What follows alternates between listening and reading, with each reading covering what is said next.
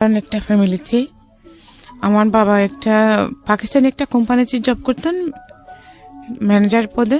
তখন খুব কম স্যালারি পেতেন, বাট ওঠা নিয়ে নাকি হয়ে যেত। আচ্ছা। তো আমরা ভাই বোন ছিলাম 6 জন, আমরা 2 ভাই 4 বোন। প্রথমে 2 বোন, তারপরে 1 ভাই, তারপরে আমি। তো আমার বয়স যখন 10 মাস তখন আনপ্রেজেন্টলি আমার ছোট বোনটা দুনিয়াতে এসে যায়।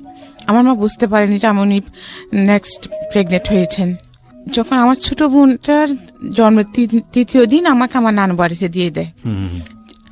তো আমি আমার নানু বাড়িতে বড় হয়েছি তখন থেকে। তো যতদিন আমার মামা, ছোট মামা, আমার মায়ের আবার 2 ভাই 2 বোন। জি। তো আমার ছোট মামা যতদিন বিয়ে করে নাই ততদিন আমি সবার আদরে ছিলাম, মামার আদরে ছিলাম, নানা নানির আদরে ছিলাম। হ্যাঁ, আমার নানা নানির মৃত্যুর আগ পর্যন্ত আমি ওনাদের আদরে ছিলাম। তখন মামা যখন বিয়ে করছেন তখন আমার আদরটা ওখান থেকে কমে যায়। কিন্তু আমার মামা আমাকে স্কুলে ভর্তি করার নেই। আচ্ছা। আমার মামার একজন ফ্রেন্ড আসছিলেন, তো উনি দেখছে, তখন আমি আরবি পড়তেছিলাম আমার মামির কাছে। তো উনি দেখছেন আমি পড়ার মধ্যে খুব একটু ভালো, তখন উনি বললেন আমার মামাকে যে তুমি ওকে স্কুল কেন ভর্তি করাচ্ছ না? তো কিছু বলেন নাই। তখন উনি আমাকে বাজারে নিয়ে গিয়ে আমাকে 2টা বই কিনে দিলেন, একটা বাংলা বই আর একটা অঙ্ক বই ক্লাস 1-এর। আচ্ছা। তো ওগুলো আমি কিছুদিন বাসায় পড়েছি। বাসায় পড়ার পরে আমার আরেক মামাতো বোন, আরেক মামার মেয়ে, ওর স্কুলে পড়তো, তখন ক্লাস 4-এ পড়তো। ওর সাথে আমি স্কুলে যাওয়া শুরু করি, যদিও আমাকে স্কুলে ভর্তি করে দেয় নাই। আচ্ছা। তারপরে স্কুলে ভর্তি না করা অবস্থাতেই যখন ওখানে ফার্স্ট টার্ম পরীক্ষা যখন আসছে, তো আমি পরীক্ষা দিতে পারছি না। তো হেড স্যার যিনি ছিলেন উনি কিন্তু আমার নানার পরিচিত ছিলেন, তো আমাকে চিনতেন পরিচয় দেওয়ার পরে। তো বলছে তুই স্কুলে ভর্তি হচ্ছিস না কেন? তো আমি বলছি স্যার আমাকে ভর্তি করাচ্ছেন, আমি কি করে হব? তখন উনি বলছিলেন আচ্ছা ঠিক আছে পরীক্ষা দেবো, ভর্তি না হলে তো পরীক্ষা দিতে পারবে না, তো ঠিক আছে আমি তোর নাম রেজিস্টার করে নিচ্ছি, পরীক্ষা দেয়। তো আমি ফার্স্ট টার্ম পরীক্ষা দিয়ে আমি সেকেন্ড হই। তারপরে যখন আমি সেকেন্ড হই তখন হেড স্যার আমাকে আর ভর্তি করে নিলেন, আর কোনো টাকা পয়সা লাগলো না। তখন ভর্তি করতে 5 টাকা লাগতো। আচ্ছা। ওই 5 টাকার কারণে আমি এতদিন ভর্তি হতে পারিনি। জি। তারপরে আমি বার্ষিক পরীক্ষায় সেকেন্ড হয়ে ক্লাস 2-তে উঠলাম। ক্লাস 2 থেকে আমি অলওয়েজ আমার রোল নাম্বার 1 ছিল। কিন্তু আমার কখনো যে এরপর আমি বই কিনতাম না, তখন স্কুলেও বই দিত না, সরকারিভাবে কিনতে হতো। তো আমি কি করতাম, আমার 1-এর বই হয়তো বা ক্লাস 2-র বই অন্য একজনকে দিলাম, যে কারো মনে যারা 2 জন পড়ালেখা করতেছে, একজন 2-তে বা একজন 3-তে। তো আমার 2-র বই ওকে দিয়ে, যে বোনটা 2-তে উঠেছে ওকে দিয়ে, ও 3-র বইগুলো আমি নিতাম। এরকম চেঞ্জ করে করে পড়তাম। আর আমাদের প্রত্যেক বছরই স্কুলে যে ফাংশনটা হতো, খেলাধুলা হতো, তো ওখানে আমি অনেকগুলো ইভেন্টে প্রাইজ পেতাম, যে রবীন্দ্রসঙ্গীত, নজরুল সঙ্গীত, দেশাত্মবোধক, তারপরে high jump, long jump, 200 metre, 400 metre দৌড়, স্কিপিং, সুই সুতা, এগুলো তো আমি অলওয়েজ ফার্স্ট হতাম। ওইখানে আমি যে প্রাইজগুলো পেতাম, খাতা কলম ওগুলো দিয়ে আমার হয়ে যেত। ইভেন বছরের লাস্টে গিয়ে যখন আমি, ওই সময় বাবা কোথায়? আমার বাবা ছিলেন না, আমার 3 বছর বয়সে আমার বাবা মারা গেছেন। মারা গিয়েছিলেন? জি। আচ্ছা। তো আমার মা অনেক কষ্ট করে আমার বাকি ভাই বোনদের বড় করেছেন। জি। তারপরে ওই বছর লাস্ট দিকে এসে যখন আমি খাতা কলমের ক্রাইসিসে পড়ে যেতাম, তো মাঝে মধ্যে স্কুলে যাওয়ার সময় আমার নানা আমাকে 25 পয়সা 50 পয়সা এরকম দিতেন। তো ওইগুলো আমি জমায় রাখতাম, তখন আমি ওই খাতা কলম এগুলো কিনতাম। আবার মাঝে মধ্যে ইউনিসেফ থেকে কতগুলো খাতা দিত, ওইটা পেলেও আমার হয়ে যাইতো। জি। তো এইভাবে আমি ক্লাস 7-এ আসি। 7 পর্যন্ত উঠে ক্লাস হাই স্কুলে উঠেও আমাকে ভর্তি করায় নাই। এরকম 4-5 মাস স্কুলে না যাওয়ার ফলে, তো হাই স্কুল প্রাইমারি স্কুল একসাথেই ছিল। তখন একদিন মোহাম্মদ আলী স্যার আমরা স্কুলে টিউবওয়েল থেকে পানি নিয়ে আসতাম, পানি খাইতাম। তো সেরকম সকালে একদিন পানির জন্য গেছি, তো হাই স্কুলের হেড স্যার আমাকে দেখেছেন। তো বলছি কি তুমি এখনো ভর্তি হও নাই, স্কুলে আসো না কেন, তুমি তো পড়ালেখায় ভালো। তা আমি বলছি স্যার অ্যাকচুয়ালি আমি ভর্তি হতে পারি নাই। তখন বলছি ঠিক আছে তুমি আজকে স্কুল টাইমে আমার সাথে দেখা করো। তো আমি গেলাম স্কুলে, তখন উনি আমাকে বলছে ঠিক আছে তোমার তো বোধহয় আর্থিক সমস্যাটা খুব বেশি। তো উনি আমার বাবা মার কথা জিজ্ঞেস করলেন, তো আমি বলছি স্যার আমার বাবা নেই, আমি নানা বাড়িতে থাকি। তখন উনি আমাকে নিজে স্কুলে ভর্তি করায় নিলেন। আচ্ছা আচ্ছা। ক্লাস 6-এ। তারপরে আমি ক্লাস 6 থেকে, তখন আমি যেহেতু 5 মাস পরে ভর্তি হয়েছি, তো আমার রোল নাম্বার 9 হয়, মেয়েদের মধ্যে 2nd, ছেলে মেয়ে উভয়ের মধ্যে আমি টপ 10-এর মধ্যে ছিলাম। তো আমি যখন ক্লাস 7-এ পড়ি, সেপ্টেম্বর মাস, তখন জোহরের নামাজ পড়তেছিলাম, ওই সময় আমার মামার সাথে একজন লোক আসেন। আচ্ছা। তো ওনারা আমাকে আমি ওনাদেরকে নাস্তা দিতে গেছি নামাজ পড়ে উঠে। এরপর তো হ্যাঁ জলে যেরকম মানুষ আসে সবাই চলে গেছে। পরে 2-1 দিন পরে শুনতেছি উনি আমাকে বিয়ে করতে চাচ্ছেন। ওনার বয়স তখন 45 এক্সিট করছে। আচ্ছা আচ্ছা। উনি দুবাই থাকতেন। তো ওনার তখন উনি অলরেডি 5 সন্তানের জনক। ওকে। ওনার 5টা ছেলে মেয়ে, ওনার সেকেন্ড মেয়ে আমার সমবয়সী। হ্যাঁ।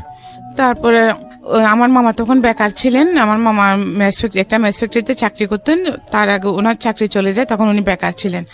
তো উনি নাকি আমার মামাকে বলেছেন যে বিদেশে নিয়ে যাবেন, হ্যাঁ আমাকে পড়ালেখা করাবেন। এইসব যখন বলছে মামা আমাকে ওনার সাথে বিয়ে দেওয়ার জন্য রাজি হয়ে গেছেন। কিন্তু এই কথা শুনে আমার মা, আমার ভাইটা আমার 6 বছরের বড়, আমার মেজো আপা, ওরা কেউ বিয়েতে রাজি না। কিন্তু আমার মামা নাসুর আমার মামা বলেছেন আমি ছোটবেলা থেকে বড় করেছি, আমি বিয়ে দিব। আর সে বেটার আর কিছু পাবো না। আচ্ছা। তো এখন সতীনের করে বিয়ে হলে কি হবে, সতীন ছাড়া বিয়ে হলে কি হবে, আমি এইগুলো কিছুই বুঝতাম না। তখন আমার 12 বছর চলতেছে মাত্র। তারপরে আমাকে বিয়ে দিয়ে দেওয়ার জন্য অনেক ঝগড়াঝাটি হচ্ছে। তখন আমার ভাই এক পর্যায়ে মারামারি পর্যন্ত লেগে গেছে আমার মার সাথে, আমার মামার সাথে। আমার মা ভাইকে লম্বা কিরিচ নিয়ে দৌড়ায় ছুটছেন। আচ্ছা। তারপরে এখন আমাকে তো আর যেতে দিচ্ছে না। আমার ভাই বলছে তুই আমার কাছে চলে আয়, ওদের সাথে থাকার দরকার নাই, কিন্তু আমাকে যেতে দিচ্ছে না। তখন আমার ভাই আমাকে ডেকে এনে বলতেছে যে দেখ তুই তো এগুলো বিয়ের সাথে কিছু বুঝিস না, তোকে যদি ওরা রাজি কিনা ওখানে কাজে আসবে, তোকে রাজি কিনা জিজ্ঞেস করলে তুই বলবি যে না তুই রাজি না। তুই যদি রাজি না হস তাহলে তোর বিয়েটা হবে না। তা আমি বলছি আচ্ছা ঠিক আছে। এরপরে যখন কাজে আসছে তো ওখানে সবাই, আমার মামা আরো ওখানে যত লোকগুলো ছিল ওরা তো সবাই বড় বড়, আমার ভাইয়া তো ছোট ছিল। তো আমাকে বলতেছে যে তুই রাজি তো? আমি কিছু বলতেছি না, আমি বলছি যে না। হ্যাঁ, তখন ওরা বলছে যে হ্যাঁ রাজি। মাথা নাড়াই জোর করে আমাকে মাথা নাড়ে, কিন্তু কাজই শুনে নাই আমার কথাটা, বলছে যে রাজি। বাস বিয়ে হয়ে গেছে। তারপর বিয়ে পরে ওখানে বিয়ে হয়ে গেল আপনার? হ্যাঁ, ওই লোকের সাথে আমার বিয়ে হয়ে গেছে। ওকে। আপনার ফ্যামিলি জানতো ওনার সম্পর্কে, জানতো যে ওনার আগে একটা বিয়ে আছে এরকম আছে? হ্যাঁ, সবকিছু জানতো। জেনে শুনে আপনাকে এভাবে বিয়ে দিল? জি, জেনে শুনে দিয়েছেন। ওকে। তো এটা কোনো নাকি ফ্যাক্টর না, পুরুষ মানুষের বয়সটা কোনো ফ্যাক্টর না। আচ্ছা, তারপর? তার এগুলো আমি বুঝতামই না। তারপর আমাকে বিয়ে দিয়ে দিয়েছে। বিয়ের পরে ওই লোকের সাথে যখন আমাকে এখন যেটা বাসর বলতেছে, বাসর দিল, তো আমি কিছু বুঝি না। আমাকে ওখানে রুমে ঢুকে দেওয়ার আগে আমার মামি বললো যে উনি যখন রুমে ঢুকবেন তুই ওকে সালাম করবি। তো উনি যখন রুমে ঢুকে যখন আমার হাত ধরে টানাটানি করছে, আমি দৌড় দিচ্ছি একদিকে, রুমের এক কোনায় চলে গেছি। তারপর দেখি উনি চুপচাপ বসে আছেন। তো হঠাৎ আমার মনে পড়ছে আমার মামি যে আমাকে বলছে ওনাকে সালাম করতে। তা আমি আবার গিয়ে ওনাকে সালাম করছি। ওকে। যদিও আমরা হাসছি, বাট বুঝতেই পারছেন যে কতটা আজকের আমাদের সামাজিক সচেতনতার জায়গা থেকে এই ধরনের ভয়ানক ব্যাপারগুলো চিন্তা করা যায়। জি, আমি যখন ওনাকে সালাম করেছি তখন উনি আমাকে ধরে ফেলছেন। তো ঠিক আছে, বলছে সমস্যা নাই, তুমি ভয় পেও না, তুমি এমনি শো, তুমি ওইদিকে ওখানে বসে থাকার বা দাঁড়িয়ে রাখার দরকার নেই, তুমি ঘুমাও, তুমি তোমার মতো ঘুমাও। তো আমি ঠিক আছে, আমি এক পাশে শুয়ে গেছি। উনি বিদেশ চলে যাবেন আবার, 4 মাস ছিলেন, 4 মাসের মধ্যে এইসব এত কিছু করে ফেলেছেন। তো যখন চলে যাচ্ছেন তখন আমাকে ওনার সাথে করে ওনাদের বাড়িতে নিয়ে গেলেন। ওনাদের বাড়িতে নেন নাই, ওনার এক চাচার বাড়িতে নিয়েছিলেন। তো চাচা বাড়িতে নেওয়ার পরে ওখান থেকে তারপর দিন আবার ওনার মা এসে ওনাদের বাড়িতে নিয়ে গেছেন আমাকে। তারপরে উনি ওখানে আমাকে রেখে দেন, উনি বাইরে চলে যান। তারপরে উনি চলে যাওয়ার পরে আমাকে আর আসতে দিয়েছিল মনে হয়। তারপরে যাই হোক, আমাকে ওখানে আমি বেশ কিছুদিন ছিলাম। থাকার পরে আবার আমার নানার বাড়িতে চলে আসি। তো আসার পরে আমি উঠান ঝাড়ু দিচ্ছিলাম প্রায় 3 মাস পরে। তো উঠান ঝাড়ু দেওয়ার পর আসরের নামাজের পরে তো ঝাড়ু দেওয়ার সময় হঠাৎ আমি অজ্ঞান হয়ে পড়ে যাই। আচ্ছা। তো আমার মামি দেখেছে, দেখার পরে আমাকে বাসায় নিয়ে যায়। বাসায় নিয়ে পানি ঢালার পরে আমি সুস্থ হই, আমার জ্ঞান আসে। কিন্তু এরপর থেকে কেমন জানি আমি পাগলামি করি। আচ্ছা। হ্যাঁ, সবাই বলছে জিনের বাতাস লেগেছে, যেটা হয় গ্রামাঞ্চলে আর কি, যেটা বলে। হ্যাঁ, এরকম। আমি 3 মাস কমপ্লিটলি এরকম ছিলাম। আচ্ছা। হ্যাঁ, কিন্তু এর মধ্যেও যে উনি যে আমাকে পড়ালেখা করাবেন বলেছিলেন, বাট উনি কিন্তু আমাকে পড়ালেখা আর করার নেই। হ্যাঁ, তো এরপরে তো আপনি যেটা বলছিলেন যে ওনার আগের ওয়াইফ ছিল, সেখানে বাচ্চা কাচ্চাও ছিল, তো আপনাকে কি ওই বাড়িতে নিয়ে গিয়ে তুলেছে নাকি অন্য কোনো বাড়িতে, নাকি তখন আপনি জানেন না বিষয়টা? না, ওনার এক চাচার বাড়িতে নিয়ে গেছিলেন, ওনাদের বাড়ি থেকে দূরে। ও আচ্ছা, তখন আপনি জানেন না ঘটনাটা, নাকি বিয়ের পরে জেনেছেন, বিয়ের আগে জেনেছেন? ওনার বউ আছে যে সেটা জানতাম। ও জেনে শুনে বিয়ে করেছেন? হ্যাঁ, আমি তো বিয়ে সম্পর্কেই জানতাম না। এক্স্যাক্টলি, আপনি তো সেটাই জানেন না, আপনার ফ্যামিলি জেনে শুনেই বিয়ে দিয়েছে। হ্যাঁ, আচ্ছা, বিয়ে কি সেটাই তো আমি বুঝতাম না। রাইট, তারপর? তো সেজন্য ওনার বউ থাকলে কি বা না থাকলে বা আমার তাতে কোনো একটা কিছু যায় আসে না। Right right. হ্যাঁ, তারপরে আমাকে ওনার চাচা বাড়িতে নিয়ে গেলেন, ওখানে আমি রাতে ছিলাম। তারপর দিন সকাল ও তো মানে এর মধ্যেই সব জায়গায় জানাজানি হয়ে গেছে, আমাকে সন্ধ্যায় নিয়ে গেছে। তারপরে মানে মাগরিবের পরেই সবার কাছে জানাজানি হয়ে গেছে যে উনার আমাকে ওখানে নিয়ে গেছে। ও যে সেকেন্ড ম্যারেজ করেছে ওই মেয়েটাকে এখানে নিয়েছে। মানে গ্রাম তো পাড়া প্রতিবেশী সবাই একদম আমাকে দেখতে আসতেছে। তো সবাই শুধু বলতেছে বুড়া হয়ে গেছে, বুঝছে বেড়া, যে এত সুন্দর একটা ছোট্ট একটা বাচ্চা মেয়েকে, তার মেয়ের বয়সী একটা মেয়েকে বিয়ে করলো, আর মানুষগুলো কেমন এমন বাচ্চা মেয়েটাকে এরকম একটা বুজ্জার হাতে দিয়ে দিল, সবাই এটা বলতেছে। তারপরে এলেন ওনাদের বাড়ি পিঠার মধ্যে, পরে আবার বাসায় চলে আসছে। তখন তো আপনি আপনার হাজবেন্ডের চাচার বাড়িতে। জি। তো ওইখান থেকে আপনি কি খবর নিচ্ছেন ওনার সম্পর্কে? আমি খবর নিচ্ছি না, তো খুব বেশি দূরে না। ও, ডিসটেন্সটা খুব বেশি দূরে না। আচ্ছা আচ্ছা। তো ওখানে যে ওই বাড়ির এই বাড়ির সবাই আমাকে দেখতে আসছে না, তো এরা কথাবার্তা বলতেছে, সেটা আপনি? আমি শুনতেছি। আচ্ছা আচ্ছা আচ্ছা, ওকে। আমি শুনতেছি জাস্ট এটুকুই। তারপর দিন কি করছে, সকাল 9টার দিকে আমার শাশুড়ি আসছে, আসি বলে যে ছেলে যখন বিয়ে করছে ভালো হলো, আমার ছেলে খারাপ হলো, আমার ছেলে তো আমার ছেলে বিয়ে করছে কি আমি ফেলে দিতে পারবো, বউ এখানে কেন থাকবে, আমার ছেলে বউ আমার বাড়িতে যাবে। তো এইটা বলে আমাকে নিয়ে গেছে। তো ওনার ছেলে যাওয়া পর্যন্ত ওখানে ছিলাম, ওনার ছেলে যাওয়ার পরে ওখান থেকে আমি চলে গেছি আমাদের বাড়িতে। তো তারপরে বাড়িতে যাওয়ার পরে কিছুদিন পরে এই ঘটনা হলো যে আমি হঠাৎ অজ্ঞান হয়ে গেলাম। উনি যখন চলে গেছেন, যেদিন চলে গেছেন ওই রাতে, এরপর 2 রাত আমি ওখানে যতদিন ছিলাম আমার সত্যির সাথে একই বিছানায় ঘুমাইতাম। আচ্ছা আচ্ছা। তো হ্যাঁ, একদিন রাতে আমার ঘুমে যাওয়াতে দেখি কি উনি আমার চুল ধরে টানতেছেন। তো আমি শুনেছি, এখন এগুলো বিশ্বাস করি না, তখন মানে শুনেছি আর কি বলছে, মানে আমাকে উনি তাবিজ করেছেন। আচ্ছা। তো এটা উনি নিজের মুখে স্বীকার করেছিলেন, মানে চুল নিয়ে, আপনার চুল নিয়ে। আচ্ছা, আমাকে তাবিজ করেছেন, এটা শুনেছিলাম। তারপরে আমি তো 10 মাস টোটালি ডিসপ্লেস ছিলাম। আর পরে আমার শাশুড়ি এই ঘটনার পরে 3 মাস আপনার অবস্থা খারাপ ছিল? হ্যাঁ, ওখান থেকে যাওয়ার পরে, আমাদের বাড়িতে যাওয়ার পরে। আচ্ছা আচ্ছা। তারপরে আবার কেমন কেমন করে জানি ওই ওজা টোজা এনে আমাকে ভালো করেছে, সুস্থ করেছে, ঠিক আছে। এরপরে এগুলো সে শুনছে, আমি চিঠি লিখে জানিয়েছি। হ্যাঁ, তো এরপরে আমি চলে আসছি, আমার তো এখানে ছিলাম। হঠাৎ এক রাতে দেখি কি উনি আসে আমাকে ডাকতেছেন 4 মাস পরে। মানে আপনার হাজবেন্ড? হ্যাঁ, উনি বিদেশ যাওয়ার 4 মাস পরে আবার ব্যাক করেছেন। কোন দেশে থাকতো জানি? কোন দেশে? সৌদিতে থাকতেন। সৌদি আরবে। আলাক্সা। আচ্ছা, আলাক্সাতে। হ্যাঁ। তারপরে যখন ডাকছে উঠে দরজা খুলে দিচ্ছি। তারপরে বাড়ির সবাই উঠেছে, তো বলছে যে আমি মানে কালকে আসছি, কালকে চলে এসেছি। তো এরপরে উনি আপ ডাউন করতেন, 2 মাস ছিলেন। 2 মাস পরে যাওয়ার সময় আবার আমাকে ওনাদের বাড়িতে নিয়ে গেলেন। এর মধ্যে কিন্তু আমি ম্যাচিউর হয়ে যাই। তো উনি আমাকে ওনাদের বাড়িতে নিয়ে গেলেন। বাড়িতে নেওয়ার পরে আমি কিছুদিন ছিলাম, কিছুদিন থাকার পর আমাকে তো উনি ওখানে রেখে চলে যান। পরে বুঝতে পারি যে মানে আমার প্রেগনেন্ট। আপনি কনসিভ করেছেন, এটা বুঝতে পারেন? কনসিভ করেছি। আচ্ছা, বয়স কত তখন আপনার? আমার 14 বছর বয়স। 14 বছর। 7 বছর বয়সে বিয়ে হওয়ার পরে আপনি 14 বছর বয়সে ওনার সঙ্গে 4 মাসের দেখা, আমি ঠিক বুঝতে পারছি না, মানে এত ছোট গ্যাপটা কিভাবে হয় আসলে? ওনার সাথে আমার বিয়ে হয় তখন আমার 12 বছর 2 মাস। আচ্ছা। হ্যাঁ, তো এরপর উনি অনেকদিন বাড়িতে ছিলেন। থাকার পরে যে আমি হাসপাতাল নিল, থাকার পর উনি আবার দেশে বাইরে চলে গেলেন। আপনি বলছেন যে 7 বছর বয়সে আপনাকে দেখতে আসে, তাহলে ওটা কোনটা? আমি তো ক্লাস 7-এ। 7 বছর? ও আচ্ছা আচ্ছা, right. I am extremely sorry, আপনি তখন ক্লাস 7-এ। আমার নিজেরই ভুল হয়েছে, ঠিক আছে, সমস্যা নেই। আমি ক্লাস 7-এ তখন। ঠিক আছে, একদম ইউ আর পারফেক্ট। রাইট, বলেন তারপর। আমি কিন্তু জানতাম না যে প্রেগনেন্ট হয়েছে এটা, কিন্তু আমার খুব বমি হচ্ছিল, মাথা ঘোরাচ্ছিল। তখন এই আমার চাচি শাশুড়ি বলতেছে আর কি, আমার চাচি শাশুড়ি, আমার বড় যা, ওরা বলতেছে যে ছেলে আসতেছে এগুলো বললো। তার মধ্যে আমার না খুব বেশি জ্বর হয় তখন, যে বমি, মাথা ঘোরানোর সাথে জ্বর হলো। 105 হয়ে যায় জ্বর। তো ওনাদের ওখানে এলাকায় একটা ইমরান ডাক্তার নামে একজন ডাক্তার ছিলেন, ওনাকে এনেছেন।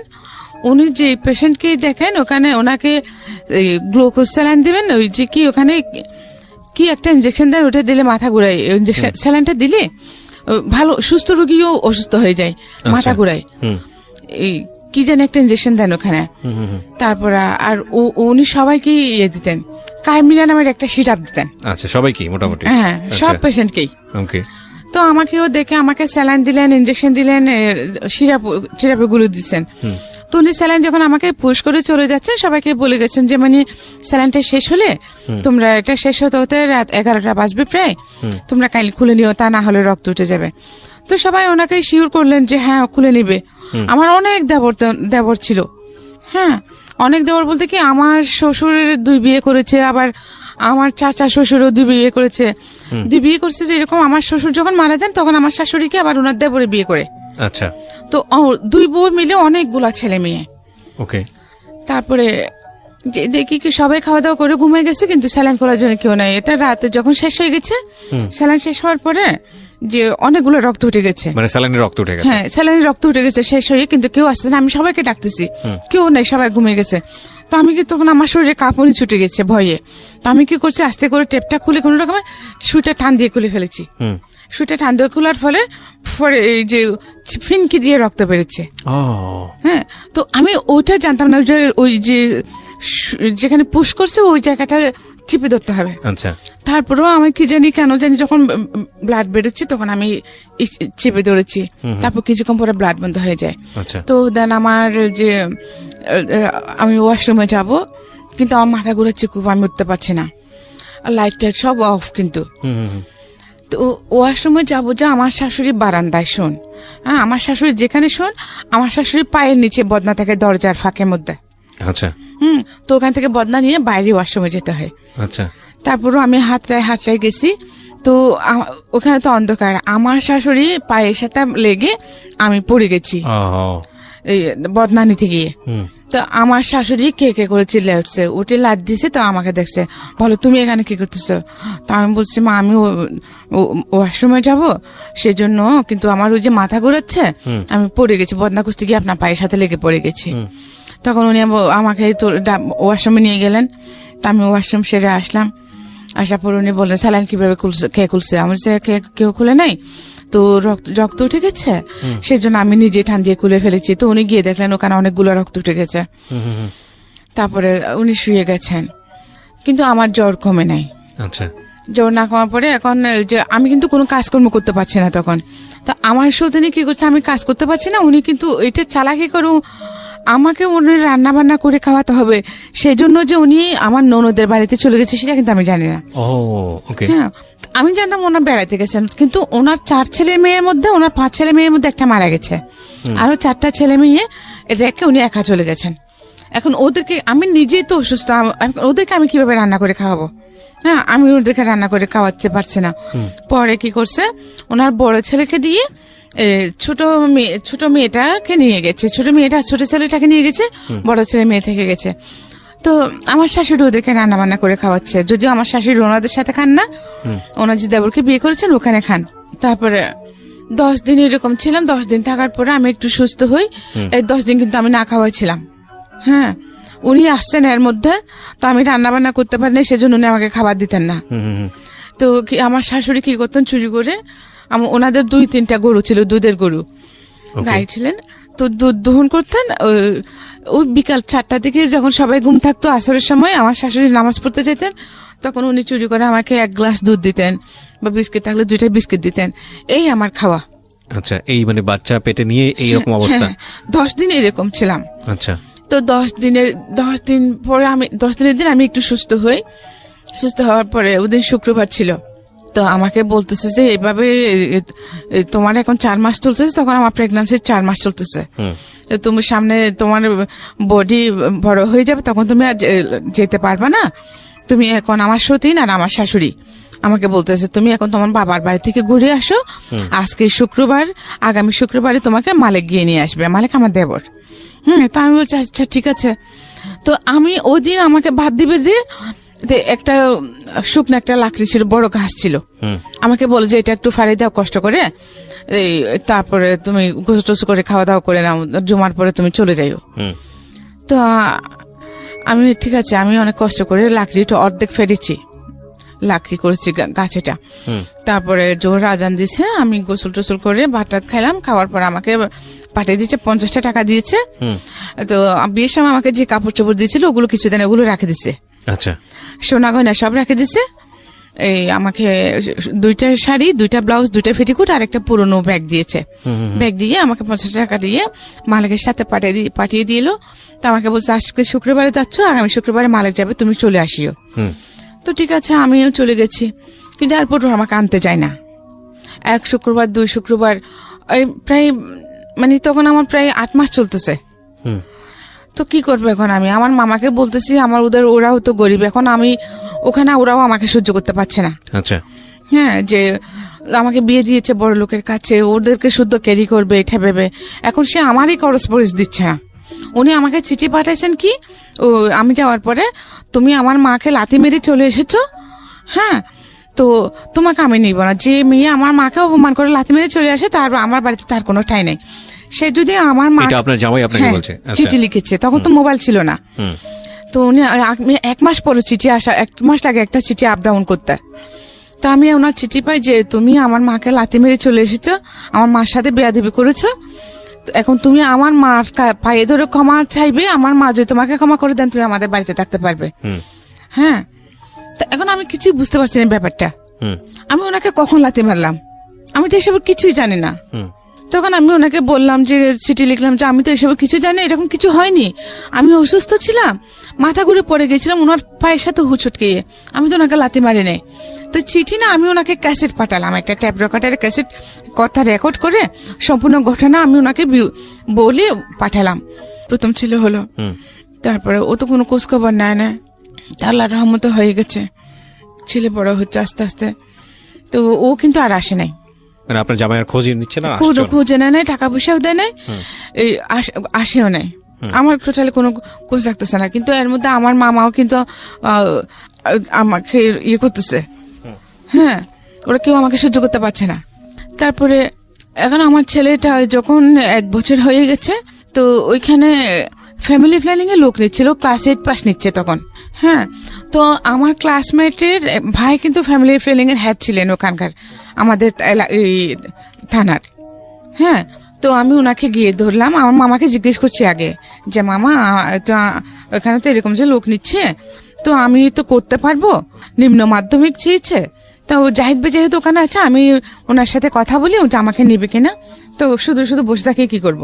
তো আমার মামা বললেন যে আচ্ছা ঠিক আছে যা। তো আমি জাহিদ ভাইকে বললাম যে ভাইয়া আপনি তো আমার সব কিছু জানেন, তো আমি তো পড়ালেখা করতে পারি নাই, তো আপনি আমার জন্য একটু প্লিজ ট্রাই করেন না, আমাকে একটু কেন চাকরিতে দেওয়ার জন্য। তো উনি বললেন যে আচ্ছা ঠিক আছে আমি চেষ্টা করব, তো তুমি চকরি আসো, ওখানে হেড অফিসে যেতে হবে, ও আসো। তো আমার মামাকে বললাম, মামা বললেন যে আচ্ছা ঠিক আছে। তো আমি বোরকা টুকা পরে গেলাম। তো এই ব্যাপারে কয়েকবার আপ ডাউন করছি, হ্যাঁ, আজকে না হয় কালকে হবে, কালকে না হয় পরশু হবে, তো ঘুরাচ্ছে, আমিও ঘুরতেছি। তো এর মধ্যে মানুষে নানা কথা বলছে কি দুবাইয়ালার কাছে বিয়ে দিয়েছে, এখন জামাই বিদেশে গেছে, সেই জন্য ছোট মেয়ে, হ্যাঁ, মানে আমার ক্যারেক্টার নিয়ে কথা বলছে, কেমন করে থাকবে এগুলো বলতেছে। আচ্ছা আচ্ছা, বাট আমার মাইন্ডে কিন্তু এগুলো টোটালি ছিল না। উনিও তো আমার কাছে থাকলেই বা কি না থাকলেই বা কি, এটা আমার কোনো ফরক পড়তো না। আমি ওনাকে মানে লাভ কি জিনিস সেটাও আমি বুঝতাম না, সংসার কি জিনিস সেটাও আমি টোটালি বুঝতাম না। বদনাম করতেছে, আমাকে চলে যেতে বলছে, আমি চলে যাবো, দ্যাটস ইট, আমার ধারণা এটুকুই। তারপরে ঠিক আছে, তখন আমার মামা আমাকে এগুলো নিয়ে টর্চার করতেছে, হ্যাঁ, যে মানুষে খারাপ বলতেছে। তাহলে মামা মানুষে খারাপ বলতেছে, মানুষে তো জানে না আমাদের ভিতরে কি হচ্ছে। মানুষে জানে যে আমাকে দুবাইয়ালার কাছে বিয়ে দিয়েছেন, সে অনেক বড় লোক, হ্যাঁ, তো আমি যখন বাইরে যাচ্ছি সবাই তো মনে করবে এটাই, যা ক্যারেক্টার লেস এটাই তো মনে করবে। আর যেহেতু গ্রাম, মানুষের কাজে হচ্ছে বলা, ওরা যে এত দিনের পর যে না খেয়ে থাকছে, ওরা কেউ আমাদের কাছে একবেলা খাওয়া খেয়েছে কিনা জিজ্ঞেস করছে? করে নাই। তাহলে ওদের কথায় আমাদের কি এসে যায়? বললে আমাকে সমাজ নিয়ে থাকতে হবে, এই সমাজ নিয়ে আমাকে মরতে হবে। তাহলে আপনি সমাজ নিয়ে থাকবেন, সমাজ নিয়ে মরবেন। আপনি যদি মরে যান, যখন আপনার লাশে গন্ধ ছুটবে তখন ওরা এমনিতেই দাফন করবে, কারণ গন্ধ কেউ সহ্য করতে পারে না।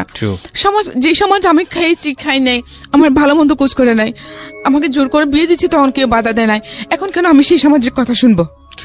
আমি এই সমাজের কথা শুনবো না। তখন আমার মামা আমাকে বার করে, খুব মেরেছেন, মেরে আমাকে বার করে দিলেন, এই বাচ্চা সহ বার করে দিয়েছেন। এখন আমি আমার মার কাছেও যেতে পারছি না। বাচ্চার বয়স কত তখন? বাচ্চার বয়স তখন 1 বছর 10 মাস। তারপর এখন আমি আমার মার কাছেও যেতে পারছি না, কারণ উনি আমাকে ওদের বিরুদ্ধে গিয়ে আমাকে বিয়ে দিয়েছেন। ওখানে গেলে আমার ভাই আমাকে যেতে দিচ্ছে না। হ্যাঁ, তো আমি কোথায় যাবো? মামা এখন ওদের উনি টাকা পয়সা দিচ্ছেন না, আমার দোষ, এটাও আমার দোষ। আমি চাকরি করতে চাচ্ছি ওনাদেরকে একটু হেল্প করার জন্য। হ্যাঁ, নিজেও একটু ভালো থাকবো, না খেয়ে থাকতেছি দিনের পর দিন। এমন হয়েছে যে আমি লাকড়ি কাটতে গেছি, সারাদিন গাছ কেটে যে কয়মান হয়েছে এগুলো টাকাগুলো দিয়ে সন্ধ্যায় এসে 8টায় না আমরা রুটি বানিয়ে খেয়েছি।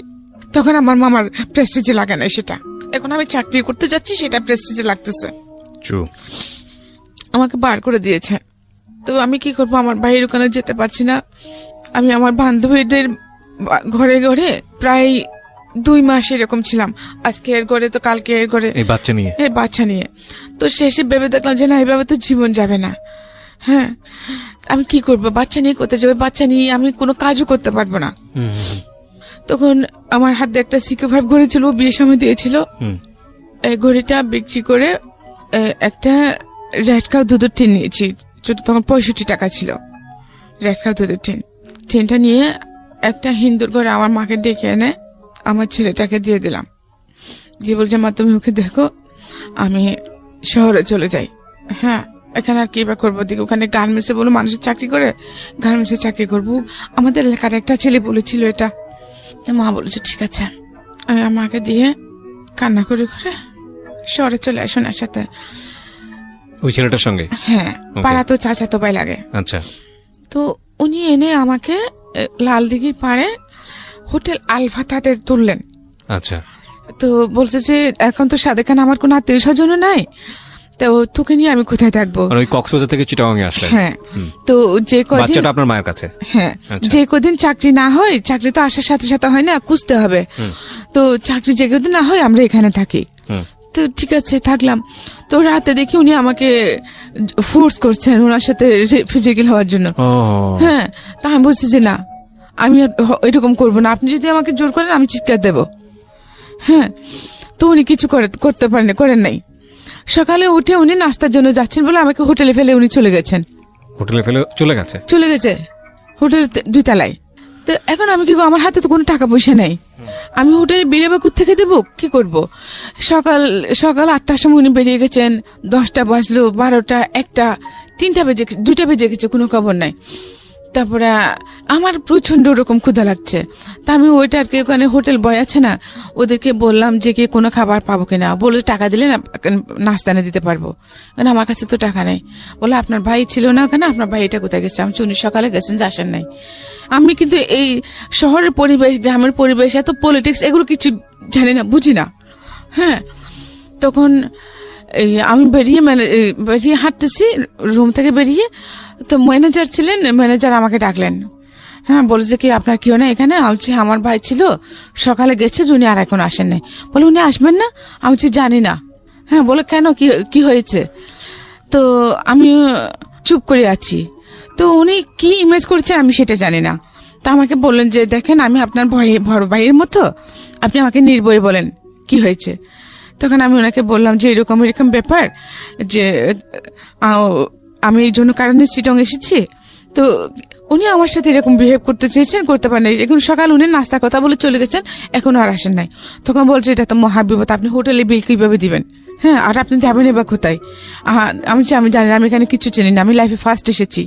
তো তখন ওইখানে যে লালদিঘিতে একটা খেলা হচ্ছিল, যে পুকুরের মধ্যে লালদিঘিতে একটা লোক ডুব দিবে, ডুব দিয়ে উনি ওখানে পানির ভিতরে সবকিছু খাওয়া দাওয়া করবেন।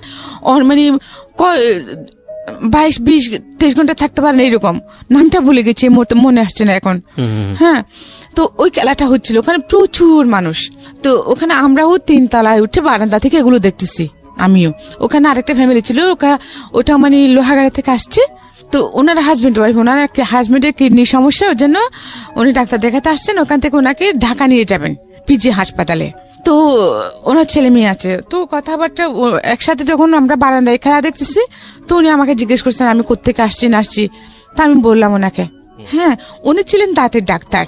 তখন উনি বললেন যে ওনাকে আমি বললাম সবকিছু। তখন উনি বললেন যে ঠিক আছে, আমি ঢাকা যাবো, যে আমাকে ওখানে লোক আপটা করার জন্য একটা মানুষ লাগবে, আমার কেউ নাই সেরকম, আমার ওয়াইফ বাচ্চা নিয়ে দেখতে পারবে না। আচ্ছা, হ্যাঁ, তো তুমি যদি আমার সাথে যাও, আমার মেয়ে হয়ে আমাদের বাড়িতে থাকো, তো আমার সাথে যাও, তাহলে তুমি আমি আমার মেয়ে হিসেবে রাখবো। তো এখন আমার চিন্তা করে দেখলাম আমার আর কোনো ওয়ে নাই। তা আমি বললাম যে আচ্ছা ঠিক আছে। আমি তখন একেবারে কচুরি ফানার মতো হয়ে গেছি। তো উনি ম্যানেজারের সাথে কথা বললেন যে মেয়ে যে টাকা পয়সা যেগুলো হয়েছে, উনি এরপর ওনার সাথে আমাকে খাওয়ালেন, ওনাদের সাথে খাওয়ালেন। উনি 3 দিন ছিলেন। 3 দিন পরে আমি ওনাদের সাথে ওনাদের বাড়িতে চলে গেলাম। বাড়িটা কোথায় ছিল? ওনাদের বাড়ি ছিল পদুয়া, লোহাগাড়া থানা। আচ্ছা আচ্ছা।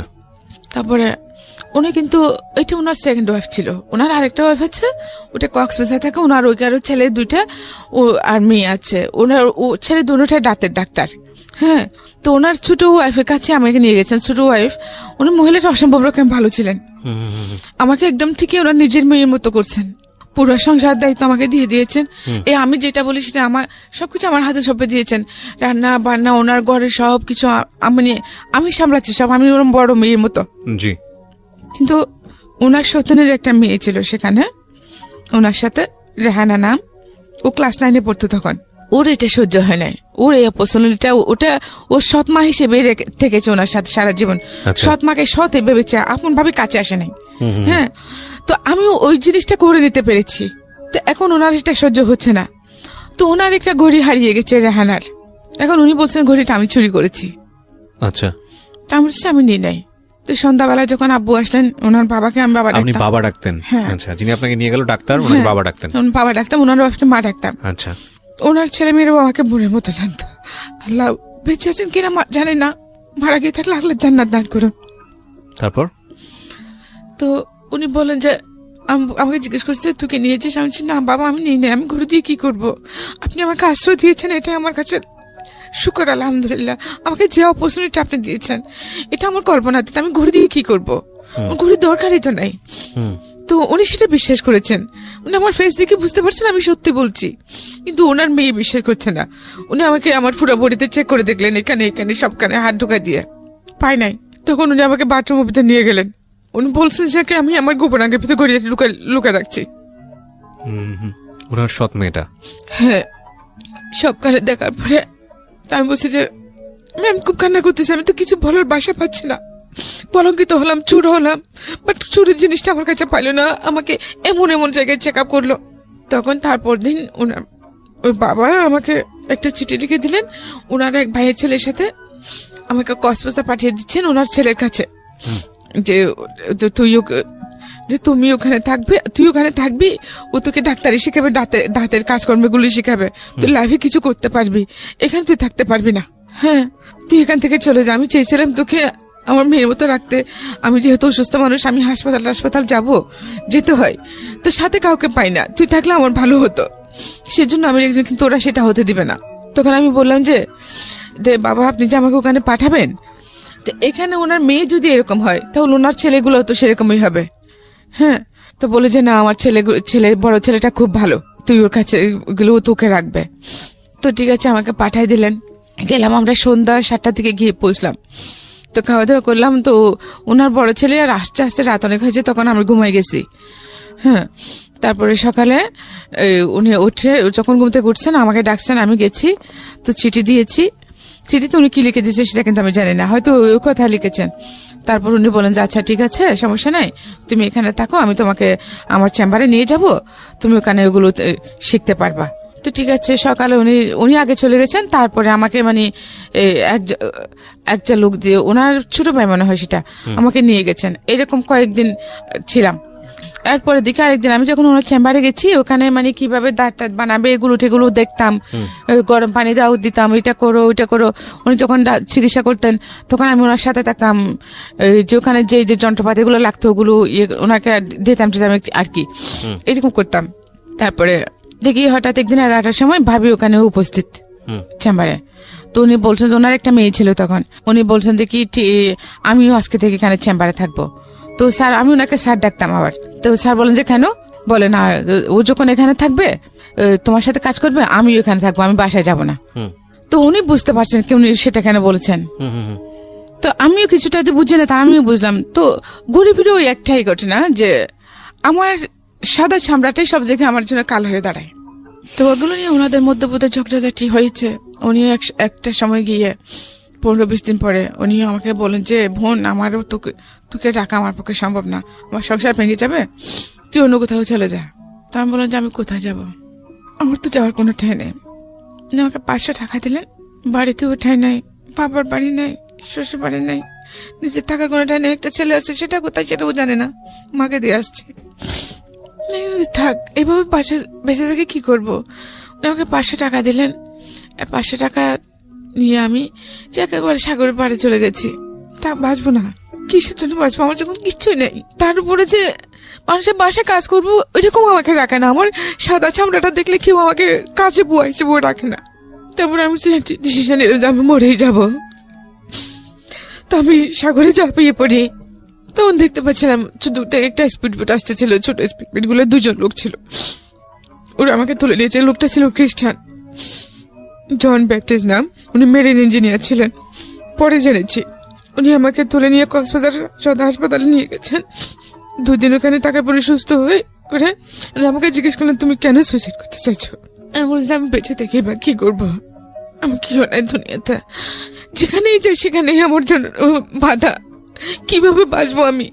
তখন উনি বললেন যে তুমি কি আমার কথা শুনবা। যে কি শুনবো, সবাই তো আশ্বাস দেয় যে যেটা বলে সেটা করি, ফলাফল তো সে জিরোই, আর কি শুনবো।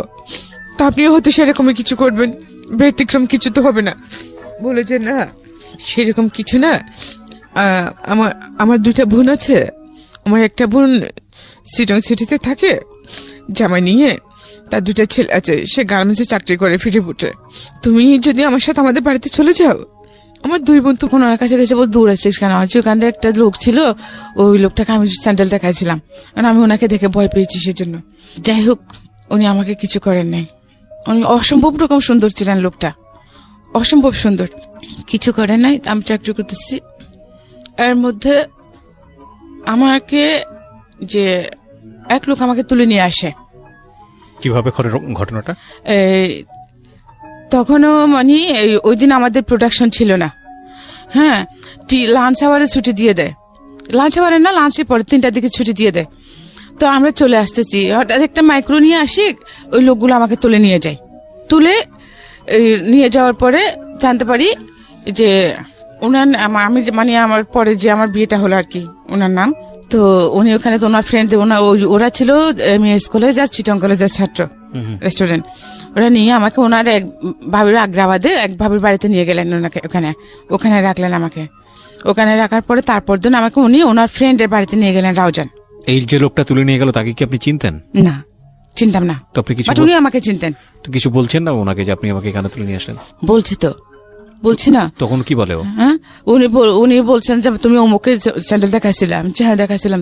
তো মা বোন সবার আছে না, আপনাদের জন্য আমরা যারা গার্মেন্টসের মেয়ে, মানে কি খারাপ, গার্মেন্টস মেয়েরা সবাই যদি খারাপ হতো, এখানে তো আপনার মাও তো খারাপ তাহলে। মানে আমাকে ওইরকম করে কথা বলছিলাম। আপনারা মানুষের শুধু বাহ্যিক রূপটা দেখে বিচার করেন, মানে ভিতরটা ভাবার চেষ্টা করেন না। একটা মেয়েকে দেখলাম, ভালো লাগলো, তাকে যেভাবে হোক আমার পেতেই হবে। কেন, সেটা যদি আপনার বোন, ওটাকে আপনার বোনের চোখে দেখতে পারেন না? তা আমার যে আপনি জানেন আমার জীবনে কত কষ্ট আছে, কত যন্ত্রণা আছে। হ্যাঁ, আমি এত ছোট্ট বয়স, আমার একটা বাচ্চা আছে, আমি সারাদিন কাজ করি, ভালো থাকি, সারা রাত আমি ঘুমাতে পারি না, আমি বাচ্চার জন্য কান্না করি। হ্যাঁ, তো আপনি কি করে কোনো কিছু না জানে কিভাবে একটা মেয়েকে অন্যরকম একটা এরকম কমন পাস করতে পারেন? আপনার বোনকে কেউ করলে তখন আপনার কেমন লাগবে? তখন ওর মধ্যে কি হয়েছে, তোমার বাচ্চা আছে মানে কি পিচ্ছি মেয়ে, তোমার কি বাচ্চা? হ্যাঁ, তখন আমি ওনাকে সব ঘটনা বলছি। ঘটনা বলার পর উনি আমাকে কোনো কথা বলছি, ঠিক আছে আমি এটাকে আমি বিয়ে করবো। হ্যাঁ, তো বিয়ে করবেন উনি আমাকে 1 মাস ওখানে রাখলেন, হলদিয়া গ্রামে রাখলেন ওনার ফ্রেন্ডের পাশে। ওখান থেকে আনে মাজারে বিয়ে করেছেন, আমার মাজারে, বাইজিদ বুস্তের মাজারে। মানে যিনি যে ভদ্রলোকের কথা আপনি বলছেন, যিনি আপনাকে ব্যাপটিস্ট করেছিল সেই লোক? হ্যাঁ। কি নাম ছিল ওনার? ওনার নাম ছিল লিয়াকত আলী কন্ট্রাক্টর। লিয়াকত আলী কন্ট্রাক্টর, ওকে। তারপর তো উনি পড়ালেখা বেশি করেন নাই, এসএসসি পাস করেন নাই। বাট লোকটা ভালো ছিল, উনি তো খারাপ হলে তো আমার ক্ষতি করতে পারতেন, খারাপ ক্ষতি করে আমাকে ছুড়ে ফেলে দিতে পারতেন, মেরে ফেলতে পারতেন। বিয়ে করলেন আপনাকে? ওকে, হ্যাঁ। তো উনি বিয়ে করে ভাড়া করে লাগলো আমাকে। 6 মাস পরে ওনাদের বাড়িতে নিয়ে গেল, ওনার মা এসে নিয়ে গেলেন। তখন ওদের বাড়িটা অনেক বড়, হ্যাঁ, কিন্তু ওদের যেরকম বড় বাড়ি, ওদের কালচার কিন্তু সেরকম না। কেউ পড়ালেখা করে না, কেউ শিক্ষিত না, হ্যাঁ। মানে চিটংয়ের স্থায়ী লোকদের, আদিবাসী চিটংদের যেরকম কালচার সেরকমই। আচ্ছা, বিহেভ টিহেভ কোনো কিছু ঠিক নেই। আচ্ছা ঠিক আছে, আমাকে নিয়ে গেছে, আমি থাকতেছি। পরে জানতে পারলাম যে দেখি কি যে আমার শাশুড়ি নাকি আমার হাজবেন্ডের জন্য 8টা কেস করেছেন। মানে মা হয়ে সন্তানের জন্য 8টা কেস? ও সব সম্পত্তি নিয়ে। তো আমার বিয়ের পরেও মানে তখন 3টে, যখন আমাকে বিয়ে করতেছে তখন 3টা কেসের রায় হয়েছে। উনি খালাস পেয়েছেন, উনি দোষী না। আচ্ছা, তার বিয়ে পর আর বাকি 5টা হয়েছে। তো যাই হোক, ওখানে আমি সংসার করতেছি, কিন্তু আমার শাশুড়ি আমাকে টোটালি সহ্য করতে পারেন না। হ্যাঁ, আমি গরিবের মেয়ে, আমাকে বিয়ে করে ওনার ছেলে কিছু পাই নাই, হ্যাঁ, সেজন্য উনি আমাকে খুব টর্চার করতেন আমার শাশুড়ি। এমন অবস্থা হয়েছে যে আমি করে সব কাজকর্ম করলাম। ওনার 8টা মেয়ে, 2টা মেয়ে বিয়ে হয়েছে, বাকি সবগুলো ছোট ছোট। তো ওদের পায়খানা প্রস্রাব সব আমি পরিষ্কার করতাম, কাপড়, মানে আমার বাচ্চার মতো আমি বড় করেছি ওদেরকে। ওরা কিন্তু আমার গায়ে হাত তুলতে দ্বিধা করে নাই। তো পরবর্তীতে দেখি কি, এই অবস্থার মধ্যে আমার ছেলেটা হলো সেকেন্ড ছেলে, ওখানে বড় 93 নম্বরের 26 তারিখ আমার ছেলে হলো। ভালো ছিলাম। ছেলে 2 বয়স, যখন 2 বছর তখন উনি আরেকটা বিয়ে করলেন। মানে আপনি ওনার ফার্স্ট ওয়াইফ ছিলেন? জি। আচ্ছা, বিয়ে করছেন যে মানে এটা ওনার বড়ুয়া ছিল, ওনার ওই মহিলারও আগে বিয়ে হয়েছিল, আগে করে ওনার ছেলে আছে। তো উনি পড়ালেখা জানতেন না, এখানে মানে সবাই বলতে শুনেছি মহিলাটা ভালো ছিলেন না। তো ওই রকমের মধ্যে উনিও মানে ওনার কয়েকজন ফ্রেন্ড নিয়ে মেয়েটাকে এনেছে। তারপরে ওনার ভালো লেগে গেছে, ওনাকে বিয়ে না করে ওভাবে রেখে দিয়েছে। মানে আলটিমেটলি আপনার মতোই কিছুটা কেস? হ্যাঁ। তো ওনাকে বিয়ে করে না করে মানে ওখানে আরেক জায়গায় ভাড়া করে নিয়ে রেখে দিয়েছে। ওখানে ওনার একটা ছেলে হয়। তো 2 বছর এখানে ওইরকম রাখার পরে ওনার মানে একেবারেই উনি ফকির হয়ে যান, কোনো কাজকর্ম করেন নাই, জমানো যা ছিল সব গিয়েছে সব। তারপরে বলতেছে মানে এখন আমি কি করবো? তা আমি বলছি ঠিক আছে, ভালো হোক বা খারাপ হোক, তুমি তো আমার সবকিছু। তো আমি সেলাই কাজ করতাম, তখন আমার একটা সেলাই মেশিন ছিল, ওটা বিক্রি করে ওদের ওখানকার বাসা ভাড়াটা দিয়ে বাড়িতে চলে আসে। তারপরে আমার নতুন অধ্যায় শুরু হলো আমার লাইফে। আমি ভাবছিলাম কি, তা আমি ওর সাথে সতীনের মতো থাকবো না, আমি মানে বান্ধবীর মতো থাকবো, বোনের মতো থাকবো। তা আমি সারাদিন কাজকর্ম সব করতাম, ও কোনো কাজ করতাম না। ও সন্ধ্যাবেলা ওই আমার স্বামী আসলে যে ও কিন্তু প্রচুর ড্রিঙ্ক করতো। মানে আপনার হাজবেন্ড ড্রিঙ্ক করতো? প্রচুর ড্রিঙ্ক করতেন। তো ওকে বলতেন, আমি ওকে গালি দিয়েছি, এই করেছে সেই করেছে, পরে আসে উনি আমাকে মারতেন। তারপরে এইভাবে এক সময় যে আমার বড় মেয়েটা পেটে আসলো। তারপরে বড় মেয়ে হওয়ার পরে যে উনি কমপ্লিটলি আমার সাথে সব সম্পর্ক ছিন্ন করে ফেলেন। আমরা একই ঘরে থাকি, কিন্তু কেউ কারোর দিকে তাকায় না। উনি আমাকে দেখলে চোখ নিচু করে ফেলেন, আমার সাথে কোনো সম্পর্ক নেই। এইভাবে তাকার পর আমার মেয়ের বয়স যখন 2 বছর হলো, 2 বছর পড়ছে, তখন আমার সতীন কি করছে, একদিন আমার সতীনের ফুফু মা আবার ওনার 2 ভাই এখানে ওই বাড়িতে থাকতেন আমাদের সাথে। ওরা সবাই মিলে আমাকে সকাল 10টায় বের করে দিয়েছে। আমার ছেলে মেয়ে 2টা নিয়ে, 2টা শাড়ি, একটা টাওয়েল, আমার একটা মশারি, আর আমার ছেলের মেয়ের কয়েকটা কাপড় নিয়ে একটা কালো ব্যাগের মধ্যে দিয়ে 150 টাকা দিয়ে আমাকে বার করে দিচ্ছে। আমার হাজবেন্ড এখন বসা ছিল সকাল 10টায়। তো বলতেছে, তো আমি যখন ওকে বলছি, ও বলছে যে চলে যাক, বার করে দে, আমার আধা কেজি চাল বাঁচবে। ঠিক আছে, চলে গেছি। কোথায় যাবো সেটা জানি না। তারপরে আমার সতীনের ভাই আমাকে একটা সিএনজি এনে তো গাড়িতে তুলে দিল। আমি বহদ্দারহাট চলে গেলাম। যাওয়ার সময় গাড়িতে দেখে কি, ও তখন আমার হাজবেন্ড তখন বাইরের দোকানে পান নিচ্ছে। তো বহদ্দারহাট গিয়ে আমাকে একটা গাড়িতে, একটা যে কক্সবাজার গাড়িতে তুলে দিল, কিন্তু কোনো গাড়ি ভাড়াটা দেয় নাই। তো যখন গাড়ি ভাড়ার জন্য আসছে, তখন আমি আমার কাছে যে টাকাগুলো ছিল ওইটা দিচ্ছি, বলে যে আরো লাগবে। আমি আমার কাছে আর কোনো টাকা নেই। সুপারভাইজারকে যখন এটা বলছি, তখন উনি বলছে যে আপনি যাবেন কোথায়, আপনার বাড়ি কোথায়? তখন আমি বাড়ির কথা বললাম, বাড়ির ঠিকানা বললাম, যে আপনি তো আমাদের এলাকার মেয়ে, ঠিক আছে আপনার বাড়ি। এর আগে কি আপনি আর বাড়ি যাননি? এই যে বাড়ি না, থেকে বের এত বছরের মধ্যে 8 বছর হয়ে গেছে এর মধ্যে। এই 8 বছর পরে বাড়ি যাচ্ছে? হ্যাঁ, 8 বছরের মধ্যে আমাকে বাড়িতে যেতে দেয় নাই। মানে আপনার ছেলেটা তখন আপনার মায়ের কাছে কি অবস্থায় আছে আপনি জানেন না? জানে কোনো খোঁজ খবর কোনো টোটালি খোঁজ জানে খবর না। নাই বড় ছেলেটা। আর তখন আপনার এই ঘরে হচ্ছে কয় ছেলে মেয়ে? 2টা ছেলে মেয়ে। 2টা ছেলে মেয়ে। তখন আপনি নিজের সাথে আপনার সাথে কি একটা মেয়ে শুধু? হ্যাঁ, না আমার ছেলে আবার মেয়ে দুটোটাকে আমাকে দিয়ে দিছে। দুজনকে আপনাকে দিয়ে দিয়েছে? আমার মেয়ের বয়স তখন 2 বছরে পড়ছে আর কি। ছেলের বয়স 5 বছর, ছেলে 6 বছর, মেয়ে 2 বছর। আচ্ছা, তারপর এখন আমি চিন্তা করতেছি এত বছর পরে আমি যে বাড়িতে যাব, কিন্তু কে আছে না কেউ জানি না, কিছু জানি না। তখন তো আমাকে বের করে দিয়েছিল, এখন আমাকে কিভাবে অ্যাকসেপ্ট করবে? হ্যাঁ, তো এটা চিন্তা করতে করতে কি করছি, আমি আমার মায়ের নানার বাড়িতে চলে গেছি। আমার মায়ের নানা বাড়িতে যাওয়ার পরে ওখানে সব বললাম যে আমি পরিচয় দেওয়ার পরে আমাকে চিনেছে আমার মামারা, মানে আমার আম্মুর মামাতো ভাইয়ের বউ। তো আমি ওখানে থাকলাম। তো ওরা বলতেছে তুই কোথায় গেছিস, কোথায় হারিয়ে গেছিস, যে সবাই তোকে সব দিকে খুঁজছে, তোর মা তো পাগলের মতো হয়ে গেছে। হ্যাঁ, তোকে খুঁজতে খুঁজতে এমন কোনো জায়গা না তোর জন্য হাজিরা দেখে না যে কি অবস্থায় আছে। কিন্তু এর মধ্যে গিয়ে খবর পাই কি আমার নানা মারা গেছেন, আমার নানি মারা গেছেন, যারা আমাকে মা বাবার মতো বড় করেছেন। আমার মামা 2টাও মারা গেছেন, আমার মামাতো ভাই মারা গেছেন, আমার চাচা ছিলেন উনি মারা গেছেন, আমার 2টা ফুফু ছিল, 2 ফুফুই মারা গেছেন এই 8 বছরের মধ্যে। শুধু আমার মা ছিল। সবকিছু বলা পরে আমার ওই মামি কি করছে, আমার মামাতো ভাই থেকে আমাদের বাড়িতে পাঠিয়েছে। যে দেশের পরিস্থিতি কিরকম এখন সেটা তো জানি না। তারপরে ওনার ছেলেকে পাঠাইলেন যে আমার মাকে যেন চুপি চুপি বলে আমি আসছি। তারপরে খবর বিকেলে আমার মা ওর সাথে চলে আসে, আমার মামাতো ভাইটার সাথে চলে এসেছে, যে সাথে আমার ছেলেও ছিল। এই ফার্স্ট 8 বছর পর আমি আমার ছেলেকে দেখলাম। মানে তখনকার যে ফিলিংসটা, সমস্ত কষ্ট আমি ভুলে গেছি। আমার কোনো কষ্ট ছিল না তখন, যখন আমি আমার ছেলেটাকে দেখছি।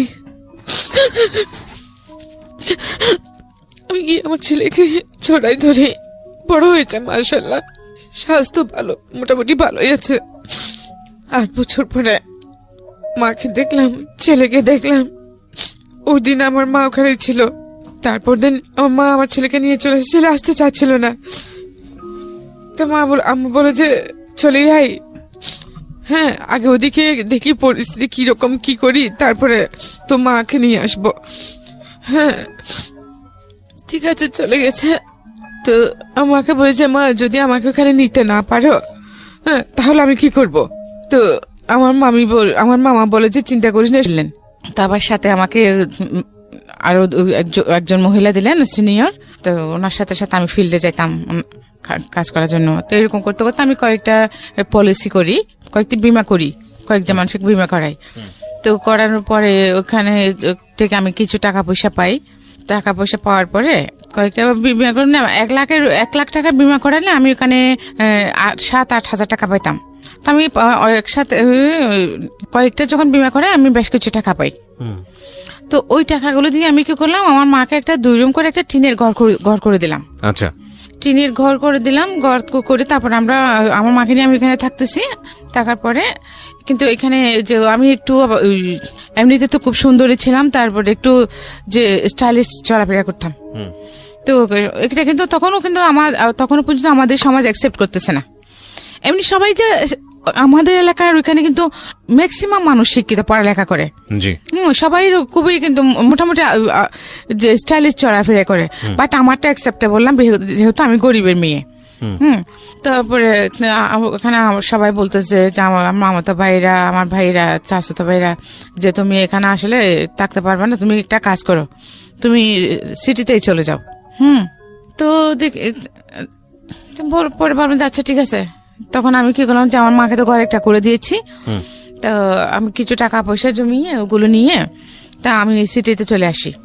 আসলে আমি সিটিতে আসার পিছনে আরেকটা কারণ ছিল, আমি সিটিতে আসতাম না। হ্যাঁ, সবচেয়ে বড় কারণ যেটা ছিল সেটা হচ্ছে কি, আমি এরকম এই যে ইন্স্যুরেন্সের কাজ করি, একটা পলিসি আনতে গিয়ে এক জায়গায় একটা রাতে মানে আমাদের ব্রাঞ্চ ম্যানেজারের সাথে গিয়েছিলাম। তো ওখানে যে জায়গায় আমাকে নিয়ে গিয়েছিল, ওখানে আমাদের 2জন ব্রাঞ্চ ম্যানেজার ছিলেন।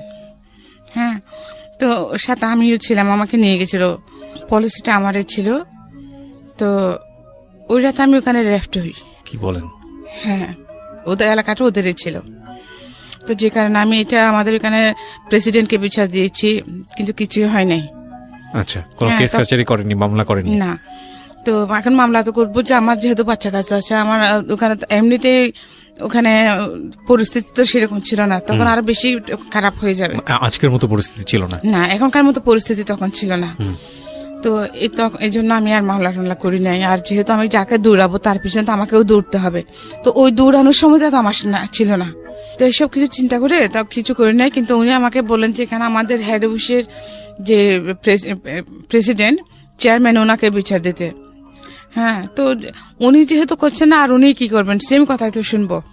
সেই জন্য আমি ওখানকার চাকরি ছেড়ে সিটিতে চলে আসি। টাকা পয়সা যা ছিল মাকে একটা ঘর বেঁধে দিলাম, বাচ্চাদের জন্য দিয়ে কিছু, বাকি কিছু নিয়ে আমি এখানে চলে আসলাম। তো এখানে আসলাম, এখানে একটা সেলাইয়ের উপর কোর্স, গার্মেন্টসের আইটেমের উপরে একটা কোর্স করলাম, যে AFRLs এর মধ্যে। তারপরে চাকরি করবো আর কি। কোর্সটা শেষ হল 3 মাসের কোর্স। তো উনি বললেন যে আপনি এখানে কোর্সটা শেষ করলে আমরা আপনাকে ভালো জব দেবো গার্মেন্টসের, যেহেতু আমার পড়ালেখাও তেমন নেই।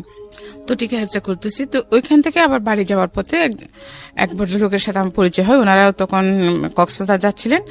তো মানে আমি টিকিট নিতে গেছি, তো এখন মহিলা বলে ওরা আমার কথা শুনতেছে না, মানে ছেলেদেরকে পুরুষদেরকে সব আগে দিচ্ছে। ওনারা 4 জন ছিলেন।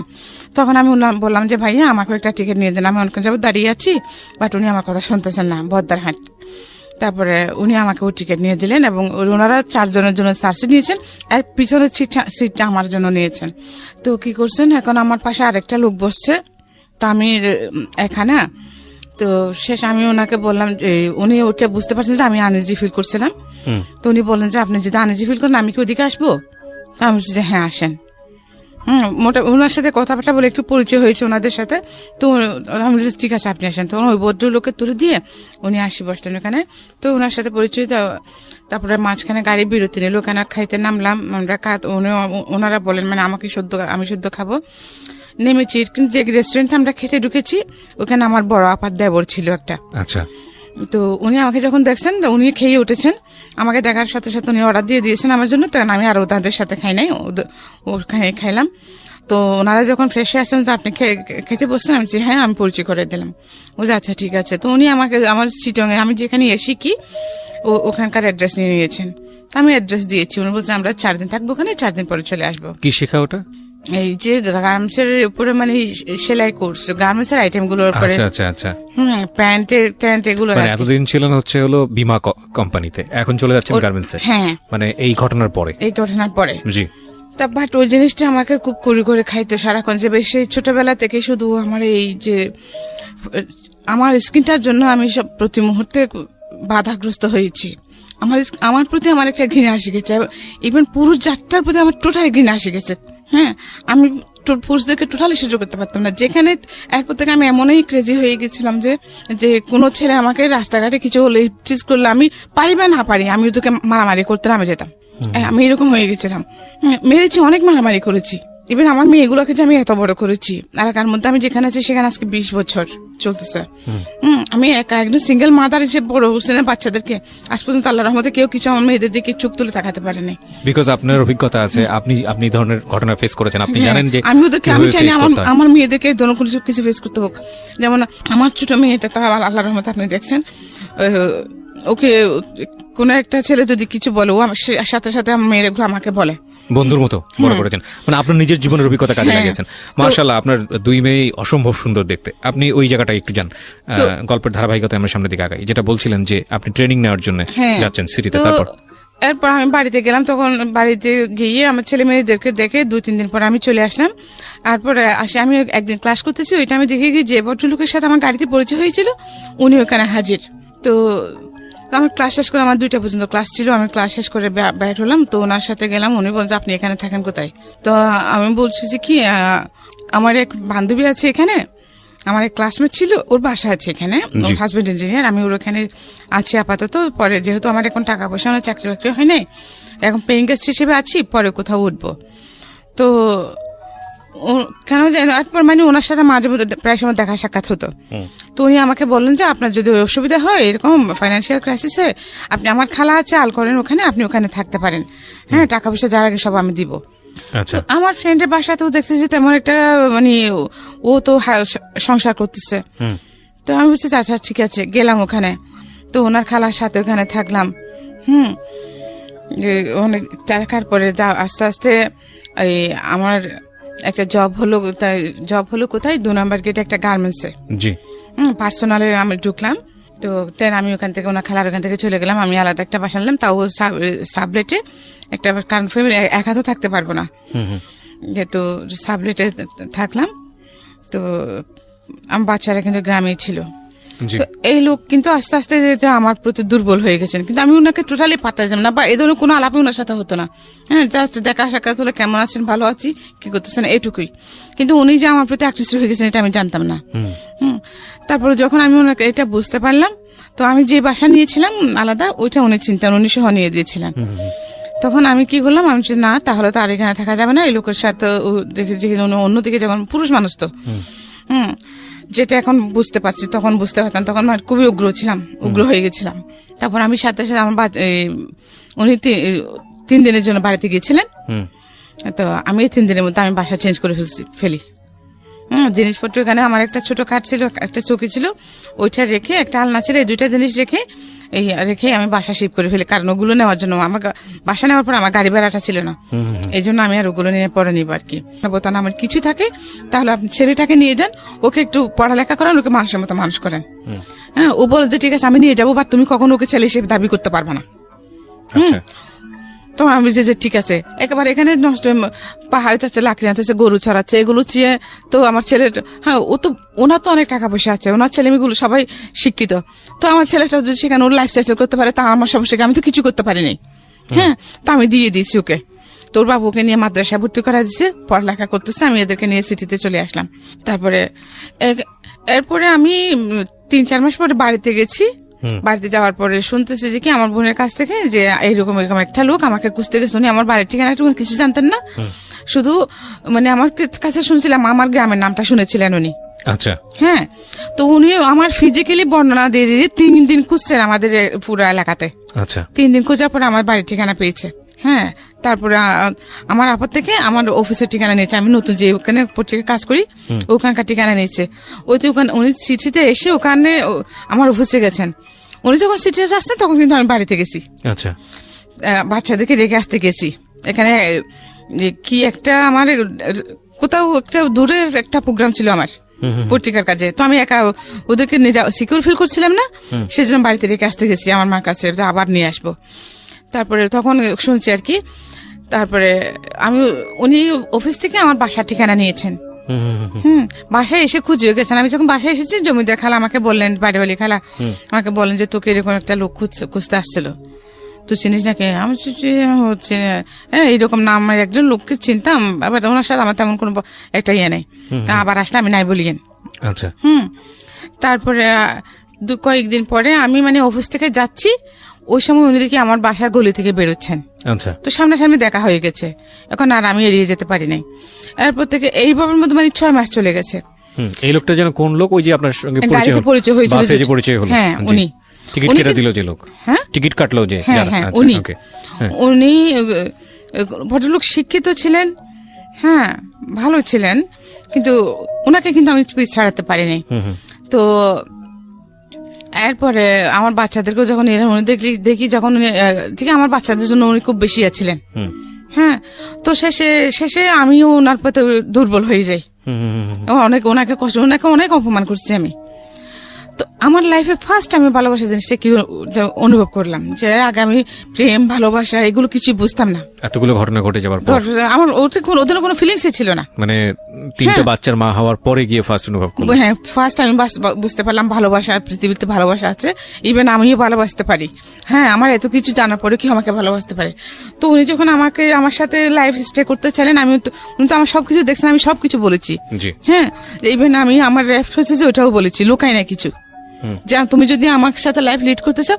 ইভেন আমারও তখন দরকার ছিল, আমি জড়াতাম না ওনার সাথে, যে যেদিকে যাচ্ছি, কিন্তু আমি বাসাতে যেখানে থাকি এখানেও আশেপাশে মানে সবসময় আমি একটা প্রেশারের মধ্যে থাকি।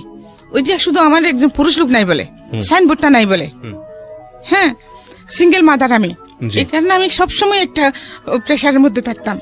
তো শেষে সবকিছু ইয়ে করে তো বছর দেড়েক পরে আমি এগ্রি হলাম ওনার সাথে লাইফ স্টে করতে। আচ্ছা। হ্যাঁ, তারপরে তখন উনি কিন্তু সম্পূর্ণ বেকার ছিলেন। হ্যাঁ, উনি কি নাম ছিল ভদ্রলোকের? আমি কি নামটা বলতে চাচ্ছেন না? নামটা হ্যাঁ বলতে ঠিক দিচ্ছি আছে, সাথে। সমস্যা নেই। হ্যাঁ, তারপর? তারপরে কিন্তু থাকতেছি যে ওনার টাকা পয়সা ছিল না, তখন উনি বেকার ছিলেন, আমি জব করতেছি, সবকিছু আমি করতাম। তো যে 1-1.5 বছর যে লোকটাকে আমি প্রতি মুহূর্তে অপমান করেছি, হ্যাঁ, মানুষ একটা মুরগি থাকলে ওটার প্রতি একটা মায়া বসে যায়। তো উনি কিন্তু সবকিছু নীরবে সহ্য করছেন। আচ্ছা। হ্যাঁ, তো কিন্তু অল টাইম আমার বাচ্চাদের সাথে নিয়ে থাকতেন উনি। বাচ্চারাও মেনে নিয়েছিলেন? হ্যাঁ, আমার বাচ্চাদেরকে মেনে নিয়ে থাকতেন, আমার বাচ্চাদেরকে নিয়ে সবকিছু জানতেন, আমাদের বাড়িতে গেছেন, সব দেখেছেন। হ্যাঁ, তো সবকিছু মেনে নিয়ে কিন্তু উনি আমার সাথে কন্টিনিউ হতে চাইলেন। তারপরেও আমি 1.5 বছর সময় নিয়েছি, পরে হ্যাঁ করলাম। তারপরে যে উনি আমাকে বলেন যে দেখো, আমি ওনার টাকা নাই আনতেন, আমি ওনাকে টাকা দিলাম, 3,000 টাকা দিলাম যে আমাদের বিয়ে রেজিস্ট্রি করার জন্য। হ্যাঁ, উনি দেখি সেটাকে খরচ করে ফেললেন, কিন্তু বিয়েটা রেজিস্ট্রি করলেন না। বাট আমরা কিন্তু একসাথে থাকতেছি তখন। আচ্ছা, তো রেজিস্ট্রি করলেন কিন্তু বিয়ে করলেন না? রেজিস্ট্রি করলো না, বিয়েটা রেজিস্ট্রি করে নাই। মানে বিয়ে করলো কিন্তু রেজিস্ট্রি করলো না, মানে জাস্ট কবুল বলাটা করলো ধর্মীয় বিধান অনুসারে, কিন্তু রেজিস্ট্রিটা করলো, রেজিস্ট্রিটা করে নাই। আচ্ছা। আমি ওর জন্য ওকে 3 বার টাকা দিয়েছি। হ্যাঁ, কিন্তু ও সেটা করে নাই। আচ্ছা। তখন ও আমাকে বলতো যে দেখো, তোমাকে আমাদের বাড়িতে নিয়ে যাব, হ্যাঁ, কিন্তু আমার একটা ছোট বোন আছে, ওটা LLB পড়তেছে, ওর একটা বিয়ে শাদী হয়ে যায়, তা না হলে এখন আমি যেহেতু গ্রামের পরিবেশ জানো তুমি, মানুষ যত শিক্ষিত হোক, হ্যাঁ, আমরা সংস্কার মুক্ত না, ওগুলো সমাজের লোকেরা বলবে যে আমি একটা বিবাহিতা মেয়েকে বিয়ে করেছি, এই সেই। তো আমি আচ্ছা ঠিক আছে, পরে তোমার ব্যাপারটা, আমার বোন বিয়ে হয়ে গেলে তোমাকে আমাদের বাড়িতে তুলবো। এরপর 2001 সালের দিকে ওর চাকরি হলো, 2002 সালে ও একটা ওই যে লোহা টোহা বানাজের স্টিল, কি বলে এগুলো, ঠিক আছে, সমস্যা নেই, যে কোনো একটা জায়গায় স্টিল বানাজে এগুলো, আচ্ছা। Rolling mill. আচ্ছা, রোলিং মিলের শোরুমে ওর চাকরি হলো, কাজ করে ভালো ইনকাম করতেছে, কিন্তু সাথে সাথে ও চেঞ্জ হয়ে গেছে। এর আমাকে বিয়ে করার আগে কিন্তু ওর সাথে একটা মেয়ের সাথে বেশ কয়েক বছর রিলেশন ছিল। মেয়ের মা ওকে দেয় না, উনিও ওই মেয়ের বাড়িতে লজিং মাস্টার ছিলেন। তো ওইখানে পড়াতে মানে সম্পর্কটা হয়ে যায়, কিন্তু মেয়ের মারা মেনে নেয় নাই। উনি এগুলো আমাকে সব বলেছেন। তো ঠিক আছে, মেনে নেয় নাই। এরপরে ও মেয়েটার প্রতি উনি আবার ইনভলভ হয়ে গেছেন মেয়েটার সাথে। তো আমার একটা বদ অভ্যাস আছে কি, আমার অনেকগুলো ব্যাড হ্যাবিট আছে, তার মধ্যে একটা হলো কি যে আমি নিজের চোখে না দেখে এবং নিজের কানে না শুনলে কখনো কারোর কথা বিশ্বাস করি না। এটা খুব ভালো অভ্যাস। এখন আমি এরকমই। আচ্ছা। তো ওরা আমাকে বলতো, আমি শুনতাম, বাট আমি কখনোই ওকে সার্চ করি না এটা নিয়ে। একদিন আমি এরপরে কিছুদিন আগে ওর যখন চাকরি হয়, তখন আমরা দুজন একসাথে বেরিয়ে যেতাম। ও একদিকে চলে যেত, আমি একদিকে চলে যেতাম, দুজনের ওই দুদিকে। তারপরে আবার আসার সময় কিন্তু আমাকে ফোন করতো, অফিসে ফোন করতো। তো আমি বলছিলাম তুমি বের হচ্ছ, হ্যাঁ বের হতাম, তারপর দুজন একসাথে আসতাম এরকম। তারপরে দেখি কি ও কিছুদিন যাবো তাই আমার সাথে যাচ্ছে না, একটা না একটা বাহানা দিয়ে বাসা থেকে যাইতো। হ্যাঁ, মেয়েটাকে রাখার কিছুদিন মাস 2 পর থেকে। তারপরে আমি কিন্তু ওটা মাইন্ডে টোটালি ছিল না, কারণ আমার মতো একজন ওয়াইফ থাকতেছে এইরকম একটা মেয়ের দিকে চোখ দেবে প্রশ্নই আসে না। আচ্ছা। এটা আমি বিশ্বাস করতাম না, কারণ হ্যাঁ আমি হতে পারে আমি পড়ালেখা কম, বাট আমি যেহেতু বিভিন্ন রকম মানুষের আমি যে স্মার্ট কম ছিলাম না, কথাবার্তা সব দিক দিয়ে আমি মোটামুটি ভালোই তো ছিলাম, ওর জন্য পারফেক্ট ছিলাম। হ্যাঁ, আমাকে দেখলে তো এখন পর্যন্ত কেউ বলেন যে আমার এত দুঃখ কষ্ট বা আমি গরিব, এটা কেউ বিশ্বাস করতে চায় না। হ্যাঁ, যে আমার অ্যাটিটিউড দেখে মনে হয় না আমি গরিব, এটা মনে হয় না, এটা কেউ বিশ্বাস করে না। ওই দিন আমার বাংতি টাকা ছিল না, গাড়ি ভাড়া দিব যে, তো আমি কিছু দূর এসে গেটের কাছাকাছি এসে আবার ফিরে গেলাম। ফিরে গিয়ে যে মানে গেছি, মানে ওর থেকে টাকা নিবো আর কি, খুচরা টাকা নিবো গাড়ি ভাড়া দেওয়ার জন্য। তো দরজা তো এমনি আবজানো ছিল, হুক লাগানো, ঠেলা দিয়েছি ঢুকে, যে আমার ছেলে মেয়ে দুটোটা ভিতরের রুমে, সামনের রুমে দেখি ও মেয়েটাকে জড়িয়ে ধরে চোখ বন্ধ করে আছে, মেয়েটা ওকে জড়িয়ে ধরে দাঁড়িয়ে আছে দুজনে। আমার বাসার কাজের মেয়ে? হ্যাঁ, আমার বাসার কাজের মেয়ে আর আমার হাজবেন্ড। একজন একে অপরকে জড়িয়ে ধরে দাঁড়িয়ে আছে, দুজনের চোখ বন্ধ। তখন মানে আমার মাথা ঘুরে উঠছে। তো আমি ওকে নাম ধরে ডাক দিলাম, ডাক দেওয়ার সাথে সাথে ও চমকে মেয়েটাকে ছেড়ে, যে মেয়েটাও মাথা নিচু করে দাঁড়িয়ে থাকছে। ও প্রথমে কিছু বলছে, তোর ছেলে বলছে যে তুই আমাকে চেক দিতে আসছিস না, পাঠটা কিন্তু আমার মাইন্ডে, আমি গেছি টাকার জন্য। তারপরে এটা বলে ও কি করছে, আমাকে এরকম করে ধরে ধাক্কা দিচ্ছে যে আমি নিচে পড়ে গেছি সিঁড়ি থেকে, সাথে সাথে অজ্ঞান হয়ে গেছে। আমার এখানে প্রচন্ড আঘাত লাগছিল। তারপর ও কিন্তু আমাকে প্রচন্ড টর্চার করতো, খুব বেশি মারতো। তারপর আমি ওকে প্রচন্ড রকম ভালোবাসতাম, আমাকে যেরকম মারতো ওরকম ভালোবাসতো। ভালোবাসাটা আমি ওর কাছে শিখেছিলাম। ভালো আমাকে মারার কারণ হচ্ছে ও আমাকে খুব সন্দেহ করতো। তো এই ঘটনার পরে কি দাঁড়ালো, কি করলেন? এই ঘটনার পরে তো ওটা আমাকে ওই অবস্থার মধ্যে ফেলে পাশে বাসায় একজন লোককে সহ ধরে নিয়ে আমাকে বাসায় ঢুকে দিচ্ছে। বাসায় ঢুকে দিয়ে ওর চাকরিতে চলে গেছে। তো তারপরে আমার 11টার দিকে যখন আমার সেন্স আসছে, তখন দেখি কি আমার ছেলে মেয়ে দুইটা আমার বুকের উপর পড়ে আছে, ঝুঁকি আছে আমার মুখের দিকে। তারপরে আমি অ্যাপ্রন পড়তাম অফিসে যাওয়ার সময়। আমি হ্যাঁ, তো ওইভাবেই আমি উঠলাম। ওঠার পরে ওদেরকে জিজ্ঞেস করছি, ওরা বলছে যে ওরা আব্বু ডাকতো। আচ্ছা, হ্যাঁ, ওটা আব্বু তো চলে গেছে। তখন ওই দিন কিন্তু আমার ওখানে মিটিং ছিল, ইমার্জেন্সি মিটিং, যে বাইরে থেকে ইন্ডিয়া থেকে ডেলিগেট আসবে। হ্যাঁ, তারপরে আমি চলে গেলাম। চলে যাওয়ার পরে আমাকে বস খুব রাগারাগি করলেন, তো আপনি কি হয়েছে আপনার? কিন্তু ও যে আমাকে টর্চার করতো, ওগুলো দাগ টাগ থাকতো, ওগুলো অফিসে সবাই জিজ্ঞেস করতো। আমি এখানে ব্যথা পাচ্ছি, সেখানে ব্যথা পাচ্ছি বলতাম। ও আমাকে টর্চার করার কারণ তো হচ্ছে আমাকে বিশ্বাস করতো না যে আমি সারাদিন জব করতাম। ওখান থেকে আসার পর আমাকে জিজ্ঞেস করতো কার সাথে কি করছি না করছি। অথচ আমাদের অফিসটা কিন্তু আপনাদের মতো এরকম ওপেন প্লেস। আচ্ছা, হ্যাঁ, সবার ডেস্ক আলাদা, বাট ওপেন প্লেস। ওকে। তারপরে সে বিশ্বাস করতো না। ওখানে তো এরকম কোনো সিকিউর প্লেসই নাই, শুধুমাত্র চেয়ারম্যান এমডি ওদের কেবিন গুলো ছাড়া। তারপরে সে আমাকে ডেলি একবার কোরআন শরীফ মাথা নিয়ে শপথ করাতো। শপথ করার পর তারপর তার বিশ্বাস হতো, সে আমাকে খুব মারতো। অথচ নিজে সেসবের মধ্যে involved। হ্যাঁ, এটা একটা ইন্টারেস্টিং বিষয়। আমি বলছি না এই ঘটনার পরে কিন্তু অনেক ঝামেলা তৈরি হয়ে যাবে না, এটা বলাটা উচিত হবে না। তারপরেও আমি আপনাদেরকে বলি, যিনি সন্দেহ করেন অনেক বেশি, তিনি সাইকিয়াট্রিক সমস্যার মধ্যে আছেন এবং তার দ্বারা ওই ধরনের কাজ হওয়ার প্রবণতাটাও অনেক বেশি। আপনারা যদিও বিষয়টিকে ভালোবাসা হিসেবে দেখি, যে তাকে যে অনেকেই মনে করে যে সন্দেহ করছে মানে আমাকে অনেক বেশি ভালোবাসে, সেজন্য আসলে কিন্তু তা না। এটা কিন্তু সন্দেহ করে, রাইট, এটা কিন্তু এক ধরনের সমস্যা এবং এটা ভয়ানক রকমের সমস্যা। এবং এটার অবশ্যই কিওর হওয়া উচিত, কারণ সবচেয়ে বড় ভিকটিম কিন্তু সে নিজেই হয় যিনি সন্দেহ করেন। হ্যাঁ, বলেন। তারপরে এইরকমের মধ্যে মানে এইরকমই চলতেছে। তারপরে যখন আমি ওই অফিসে গেলাম, যে আমার মিটিং ছিল, আমাকে বস বকাঝকা দিলেন। তারপরে আমাদের ওখানে জিএম টিএম জন ছিলেন, ওনারা তো হায়ার এডুকেটেড, বাট ওনারা যে আমি খুব অল্প শিক্ষিত হওয়ার পরেও যে হিন্দি ইংলিশ গুলো মোটামুটি ভালো বলতে পারতাম। হ্যাঁ, তো একদিন এরকম মিটিং এর মধ্যে ইন্ডিয়া থেকে যে 4জন ডেলিগেট আসছে, ওদের সাথে কথা হলো। ম্যানেজার জিএম স্যার বুঝতে পারছিলেন না। দেন আমি বাংলায় ভাষণ করে দিচ্ছিলাম চেয়ারম্যান স্যারকে। তখন থেকে মানে এইরকম বিদেশি যেগুলো ডেলিগেট গুলো আসতো আমি হ্যান্ডেল করতাম। তো পরে আমি চেয়ারম্যানের পিএস হয়ে যাই। হ্যাঁ, মানে আমাকে পিএস করে নেন। তারপরে হ্যাঁ, ভালোই চলতেছে। কিন্তু তারপরে যখন দেখতেছে যে মানে ওর যখন টাকা পয়সা আসতেছে, হ্যাঁ, ও যে বাইরে আমি যেখানে চাকরি করতাম, হ্যাঁ, ওখানকার চেয়ারম্যান কিন্তু ওখানে কেউ বিশ্বাস করতো না আমার বিয়ে হয়েছে। আচ্ছা, ওনার যিনি চেয়ারম্যান ছিলেন, উনি বাংলাদেশের একজন খুবই পরিচিত ফিগার, আমি নাম বলছি না, এখনো আছেন। তো ওনার 3টা ছেলে। তো ওনার এখানে তো লন্ডন, আমেরিকা, এখানে বাংলাদেশ, তো ওনার বাড়ি সব আছেই, ওনার বিভিন্ন দেশে ওনার বিজনেস আছে।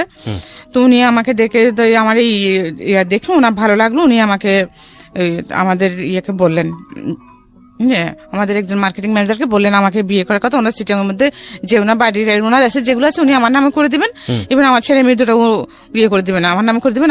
আমি যেন ওনাকে বিয়ে করতে রাজি হই। ওনার 3টা ছেলে, কোনো মেয়ে নাই। তো আমি বলি যে না, আমি তখন তো ওনাকে ভালোবাসি, আমি রাজি হই নাই। এবং আমার এরকম অনেক, তখন যখন আমি সিটিতে আসি আমার অনেক এরকম ইয়ে ছিল, কিন্তু আমি কখনো ওইদিকে ফিরে তাকাইনি। এগুলো আমি আবার ওর সাথে শেয়ার করতাম। তো এই কারণে কিনা জানি না, সে আমাকে কিন্তু প্রচুর সন্দেহ করতো এবং টর্চারও করতো। ডেলি একবার কোরআন শরীফ মাথা নিয়ে শপথ করাতো, তারপরে বিশ্বাস করতো না। তো আমার ছেলে কিন্তু ওই জিনিসটা ওর মাথার মধ্যে ঢুকে গেছে। এমনকি আমি যখন বাড়িতে যেতাম, হ্যাঁ, আমার হাজবেন্ড ওর সাথে যে পাবলিক বুথ থেকে কথা বলতাম, মোবাইল ছিল না, ওর মোবাইল ছিল, আমার ছিল না। পাবলিক বুথে গিয়ে ওর সাথে কথা বলতাম, বা ফোন বাসায় নিয়ে যেত, মোবাইল বাসায় নিয়ে যেত, এরকম। হ্যাঁ, তো ও আমার সাথে বাড়িতে কথা বলতেছে, এখানে আশেপাশে আমাদের আশেপাশে যে ভাড়াটিয়ার আছে, আশেপাশে ভাবিদেরকে বলতেছে কি দেখেন, ওরা যখন আমাকে মারতো, সবাই বলতো না যে কেন এরকম করেন আপনি সবসময় ডেলি। হ্যাঁ, তো বলতো যে আমার চরিত্র খারাপ। হ্যাঁ, তখন উনি কি ও করতে আমার সাথে বাড়িতে গেলে আমার সাথে ফোনে কথা বলতো, এদিকে আশেপাশে ওদেরকে বলতেছে কি দেখেন ও এখন ওর অন্য পুরুষ নিয়ে হোটেলে রাত কাটাচ্ছে। আমি তো যাচ্ছি, ওদেরকে বলে গেছি বাড়িতে যাচ্ছি, হুম। ভাবি কোথায় যাচ্ছেন, ভাই বাড়িতে যাচ্ছি, একটু আমার বাসা থেকে খেয়াল রাখেন। হ্যাঁ, কিন্তু ওইরকম বলতো। এখন আমি জানতাম না, পরে একদিন এক পাশের বাসার ভাবি আমাকে বললো যে দেখি ভাবি আপনি এরকম জানতাম না, হ্যাঁ উনি এত সুন্দর এত ভালো রকম একজন মানুষ, উনি কেন আপনাকে, উনি তো নাকি আপনাকে এই কারণে মারেন। আমার এখনই মানে আমার মাথা ঘুরাচ্ছে কথা শুনে, হ্যাঁ, মানে এই ধরনের ব্যাপারগুলো লেগে থাকতো। তো যাই হোক, ও আমাকে বেশ কয়েকবার মার করিয়েছে। হ্যাঁ, তারপরে দ্য লাস্ট মোমেন্টে বেশ কয়েকবার ও আমাকে ফেলেও চলে গেছিল। আচ্ছা, যে বিভিন্ন মেয়েদেরকে নিয়ে, তারপরে আবার যখন যে বুঝতে পারতো বা ওরা যখন ওকে ছেড়ে চলে যেত, তখন সে আবার আমার কাছে চলে আসতো। এরকম 3 বার হয়েছে। এরপর আমি আর ওকে জায়গা দিইনি। আচ্ছা। আমি প্রথমে যখন সাফার সাথে যখন কথা হয় আমার, তখন আমি ব্যাপারগুলো কিন্তু ওকে বলি নাই। আচ্ছা, সাফা মানে ওনার আরেকজন না আপনার অ্যাসিস্ট্যান্ট সাফওয়ান। হ্যাঁ, সাফওয়ান। আচ্ছা, সাফওয়ান আপনাকে যখন ফোন দিয়েছিল তখন বলেননি বিষয়গুলো? বিষয়গুলো বলিনি, কারণ তখন বাসাতে ছিলাম। হ্যাঁ, তখন ওনার সঙ্গে ছিলেন আপনি? না, তোমরা আমরা বাসায় ছিলেন? আমি বাসাতে, সাফওয়ানের সাথে যখন আমার কথা হয় তখন তো আমি বাসাতে ছিলাম। আচ্ছা, আশেপাশে অনেক মানুষজন। সাফওয়ান, এখানে অনেকেই কনফিউজ হয়ে যাবেন প্রিয় শ্রোতা। আপনারা যখন এখানে ফোন করেন, আমাদের প্রোগ্রামের আরেকজন টিম মেম্বার হচ্ছে সাফওয়ান, সে ডিরেক্টলি আপনাদের সঙ্গে স্টোরি নিয়ে কথা বলে। উনি আসলে তার কথাই বলছেন। হ্যাঁ, বলেন। তো আমি ওনাকে ব্যাপারগুলো বলি নাই শর্টকাট মধ্যে। হ্যাঁ, আচ্ছা। তো এর জন্য একটা গ্যাপ থেকে যেতে পারে বা ভুল বোঝাবুঝি। ঠিক আছে, সমস্যা নাই, বলুন। তারপরে ও কিন্তু বাচ্চা নিতে চাইতো না। আমাকে আশেপাশে সবাই বলতো যে ভাবি একটা বাচ্চা নেন, তা না হলে একটু যে কোনো সময় আপনাকে ছেড়ে চলে যাবে, এই যে এরকম করতেছে। কিন্তু যতবারই আমি কনসিভ করতাম, ও আমাকে এমআর করে ফেলতো। হ্যাঁ, তারপরে এট দ্য লাস্ট মোমেন্টে আমার মেয়েটা, আমি যখন কনসিভ করি, আমার মেয়েটা হয়, তখন ও আগে যে ওর ছিল, লাভার ছিল মেয়েটা, ওর সাথে আবার ওর সাথে অ্যাড হয়েছে। হ্যাঁ, তখনও চেয়েছিল আমাকে, অনেক ওষুধপত্র খাওয়াছিল ওইটা নষ্ট হয়ে যাওয়ার জন্য, কিন্তু আল্লাহর কি হুকুম হয় নাই। তারপর যখন আমি 5 মাসে প্রেগনেন্ট, তখন সে আবার আমাকে ফেলে চলে যায় ওই মেয়েটার কারণেই। ওই মেয়ের ভাই, ওরা যখন ও কি করছে, ওই মেয়ের গার্ডিয়ানরা কি করছে, ও ওদেরকে বলছে যে বিয়ে করে নাই। হ্যাঁ, তো আমি যখন আমি খবর পাচ্ছি, তখন আমি ওদের বাড়িতে ফোন করছি। আচ্ছা, মেয়ের বাড়িতে। তখন ও মেয়ে বিশ্বাস করে না আমার কথা, বলছে উনি যদি তোমার হাজবেন্ড হয়, তাহলে তুমি ওনাকে নিয়ে আমার বাড়িতে আসো। আচ্ছা, আমি কেন তোমার বাড়িতে আসবো? তোমার যদি প্রয়োজন হয় তুমি নিজে এসে জাস্টিফাই করে যাও, তোমার প্যারেন্টসদেরকে নিয়ে এসে তুমি জাজ করো, আমার কি দরকার আসছেন? তারপর ওনার ওয়াইফ, তারপর ওই যে মেয়েটা, মেয়ে সহ মেয়ের বড় ভাই, মেয়ের মা, হ্যাঁ মেয়ের বোন, সবাইকে নিয়ে আসছে। আচ্ছা, 2বার আসছে। এখন দ্বিতীয়বারের মধ্যে কি করছে, তখন সন্ধ্যাবেলা ছিল, দ্বিতীয়বারের মধ্যে ওনারাও বসে আসছে আমার বাসায়। হ্যাঁ, ওই সময় আমার হাজবেন্ড আসছে। আর আসে যখন ওদেরকে দেখছে, উনি পিছনে তো উড়ে পালা গেছে। হ্যাঁ, তারপর ওরা দেখছে, ওরা বিশ্বাস করছে তখন যে হ্যাঁ এটা আসলে তোর মিথ্যে বলেছিলেন। তখন ওই মেয়েটাও বিশ্বাস করছে। হ্যাঁ, তারপর ও মেয়ের সাথে ও মেয়ে আর ওকে বিয়ে করে নেয়। এখন ও কি করছে, আমাকে ছেড়ে চলে গেছে। আপনার হাজবেন্ড? আমাকে ছেড়ে চলে গেছে। তখন আমি কি করবো? আমার তো তখন চাকরিও ছেড়ে দিয়েছি, যেহেতু আমাকে সন্দেহ করে এগুলো নিয়ে। তখন ও বলছে চাকরি ছেড়ে দে তুই, তাহলে তোকে সন্দেহ করবো না। ওকে, ঠিক, আমি আমার সংসারের কাছে আমি চাকরি ছেড়ে দিলাম, বাসাতেই আছি পার্মানেন্টলি। তারপর যখন এখনো আমাকে ফেলে চলে গেছে, আমার তো কিছু, আমি কিভাবে চলবো? তারপরে যাই হোক, আমার কিছু সঞ্চয় ছিল, ও যখন চলে গেছে, আমার মেয়েটা, আমি তখন 5 মাসে প্রেগনেন্ট। আমি একটা রেলওয়ে কলোনিতে একটা সাবলেটে একটা ছোট রুম নিলাম। ওরগুলো তো সরকারি কোয়ার্টার, ওরা একরকম সাবলেট দেয়। ওখানে আমি একটা সস্তার মধ্যে একটা ছোট রুম নিয়ে আমার বাচ্চাগুলো নিয়ে ওখানে থাকলাম। পরে আমার মেয়েটা এটা হলো। মেয়ে হওয়ার পরেও অনেকদিন সে কোনো খোঁজখবর নেয় নাই। 2 বছর পর্যন্ত অনেক কষ্ট করছি মেয়েকে নিয়ে, মানুষের বাড়িতে কাজ পর্যন্ত করেছি। তারপর মেয়ে যখন একটু বড় হলো, তখন আমার বড় মেয়ের কাছে ওকে রেখে দেন আমি আবার চাকরিতে ঢুকলাম। ওকে, আবার চাকরিতে ঢুকলাম। তখন তো আমার ওই চাকরিটা তো চলে গেছে। দেন আমি আবার একটা পত্রিকা দেখে পত্রিকা বিজ্ঞাপন দেখে আমি আবার একটা গ্রুপ অফ কোম্পানিতে জয়েন করলাম। হ্যাঁ, তো ওখানে আমি টেলিফোন অপারেটর হিসেবে জয়েন করি। পরবর্তীতে ওইখানেও যে আমার পারফরমেন্স আল্লাহর রহমতে খুব ভালো হওয়ার কারণে আমি পরবর্তীতে ওখানেও আমি চেয়ারম্যানের পিএস হই। আমার ওই গ্রুপ অফ কোম্পানির চেয়ারম্যানের পিএস হই আমি পরে। ওনারাও পরিচিত, যে মোস্তাফা গ্রুপ অফ ইন্ডাস্ট্রিজ, যে সৌদি গাড়ি আছে ওগুলার। তো আগ্রাবাদ ওনাদের নিজস্ব, আমি ওখানে করতাম। প্রথমে টেলিফোন অপারেটর হিসেবে ঢুকি, তারপরে যে ওখানে পিএস হই। আচ্ছা, হ্যাঁ, তো ওখানে আমার অফিসে কিন্তু সবার সাথে, আমার কলিগদের সাথে খুব ভালো সম্পর্ক। জি, হ্যাঁ, আমার কোনো ফল ছিল না। কখনো যে ফল থাকলে তারপরেও যে মাঝে মধ্যে কাজকর্মে তো ভুল হয়, তারপরে কিন্তু ওরা সেটা নিত না তেমন একটা।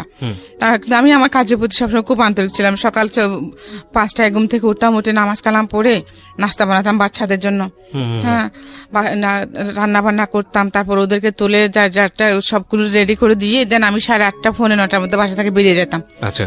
হ্যাঁ, আমার বাচ্চারাও নিজে নিজে আল্লাহর রহমতে পড়ালেখা করতো। আমার মেয়ে স্কুলে যেহেতু এটা ছোট ছিল, ছোট মেয়েটা, তো আমার বড় মেয়ে ওকে নিয়ে অনেক কষ্ট করেছে। আমার বড় মেয়ে ওর সাথে ওকে নিয়ে স্কুলে চলে যাইতো, স্কুলে নিত, ওকে বাসায় রেখে পড়তো, অনেক কষ্ট করেছে আমার বাচ্চারা।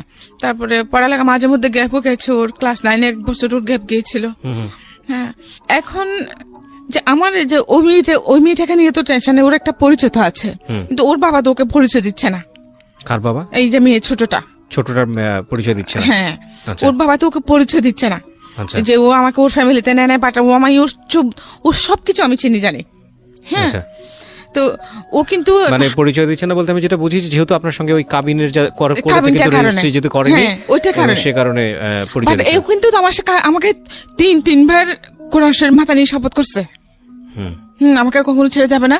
আর আমাকে প্রথমে আগে যেখানে বিয়ে করছে, বলে রাখি প্রিয় শ্রোতা, প্রত্যেকটা মানুষই সুন্দর, সৃষ্টিকর্তা নিপুণ হাতে তাদেরকে তৈরি করেছেন, প্রত্যেকটা মানুষই তার নিজ কর্মে সুন্দর, কিন্তু বাহ্যিক রূপটা যদি কোনো ফ্যাক্ট হয়, আমি এভাবেই বলতে চাই, বাহ্যিক রূপটা যদি কোনো ফ্যাক্ট হয়, তাহলে উনি যে মেয়ের গল্পটা এই মুহূর্তে বলছেন, ওনার সবচেয়ে ছোট মেয়ে, ওনাকে আমি দেখেছি, উনি এসেছেন স্টুডিওতে, মাশাআল্লাহ, মানে she is absolutely amazing, she is beautiful, খুবই সুন্দর দেখতে। হ্যাঁ, বলেন।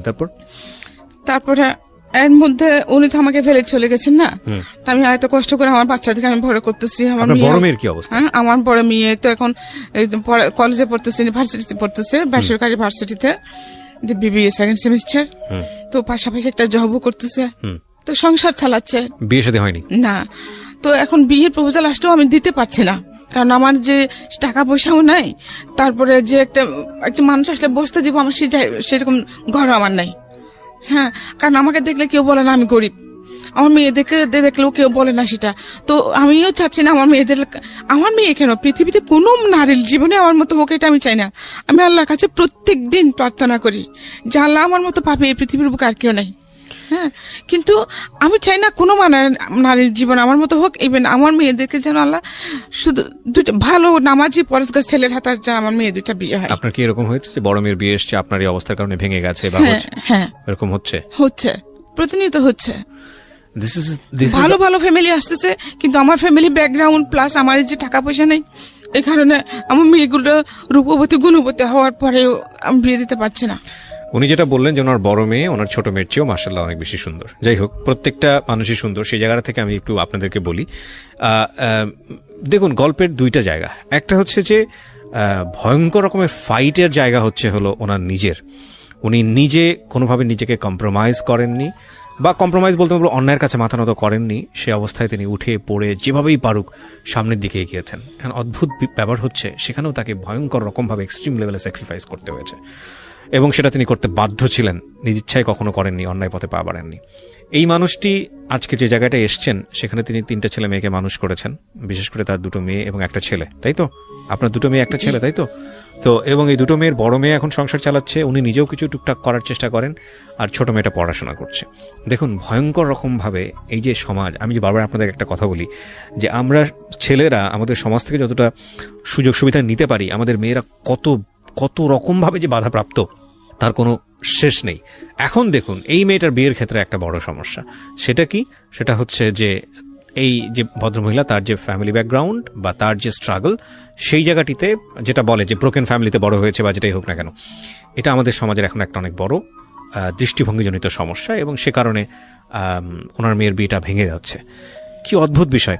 আপনি পুরো গল্পটা আজকে এখানে বললেন, আমি আসলে বললে তো কোনো কিছু হবে না, তবে এটা ঠিক যে আমি খুব ধর্মভীরু একজন মানুষ, কতটুকু পালন করতে পারি জানি না, তবে আমি বিশ্বাস করি প্রত্যেকটা মানুষের জন্য আল্লাহ তার বেস্টটা নির্ধারণ করে রেখেছেন। সো আপনি আল্লাহর উপর তাওয়াফ করেন, এবং নিশ্চয়ই আমি বিশ্বাস করি, আজকে তো অসংখ্য মানুষ এটা শুনেছে, আমি জানি অনেকে বিয়েও করার জন্যই আমাদের স্টেশনে যোগাযোগ করবে। আমি তাদেরকে নিরুৎসাহিত করছি এই কারণে যে আমরা আসলে এই ধরনের কমিউনিকেশন করি না। আমরা একটা গল্প প্রচার করি মানুষকে এইভাবে মোটিভেট করার জন্য, যে গল্পটা শুনে যেন নিজের জীবনে সে পরিবর্তন আনে in a positive sense. So আমরা এটা আপনাকে উৎসাহিত করছি না।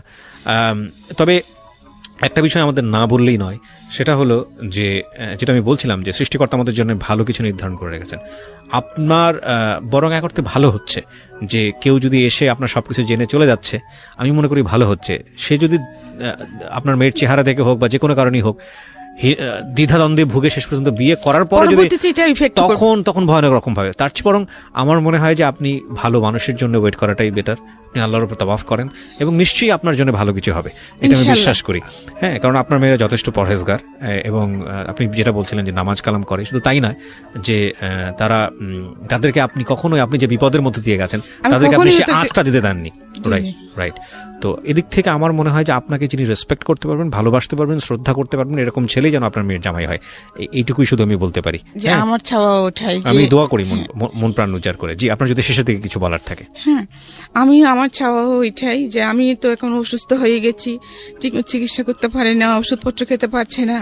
হ্যাঁ, তো আমার একটা মাত্র মেয়ে যে চাকরি করতেছে, ও কোন দিকে সামলাবে? জি, এত কিছু টাকা দেওয়া সম্ভব না। তারপর আল্লাহ পাকের অশেষ রহমত যে একটা বর্তমান ছেলেরা যেখানে একটা ছেলে যেখানে এসব করতে পারে না, একটা ফ্যামিলি ধরে রাখতে পারে না, সেখানে আমার মেয়েটা 2টা মানুষকে ধরে রেখেছে, নিশ্চয়ই একটা ফ্যামিলি ধরে রেখেছে। যে এই বয়সে ওর ফ্রেন্ডরা সবাই কি মজা মাস্তি করতেছে কলেজ ইউনিভার্সিটিতে, কিন্তু আমার মেয়েটা শুধুমাত্র তার পড়ালেখা এবং তার জব, কিভাবে সে তার ফ্যামিলিটাকে সেট আপ করবে, তার এই চিন্তাটা। মাশাআল্লাহ, ভেরি গুড। আমি মন প্রাণ উজাড় করে দোয়া করি। জি, কিন্তু আমাদের সমাজে দেখেন, আমার এখন 100% শিক্ষিত। যে কি করছে জানো, উনি বিবিএ পড়ছে। জি, বিবিএ সেকেন্ড সেমিস্টার। ওকে। তারপরে শিক্ষিত না, 100% শিক্ষিত এখন। তো ওরা সবাই শিক্ষিত সমাজ, শিক্ষিত ছেলেরা, ওরা যারা প্রপোজাল নিয়ে আসে মেয়ের জন্য, মেয়ের বিয়ের জন্য। আপনার কথা জেনে ফ্যামিলি ব্যাকগ্রাউন্ড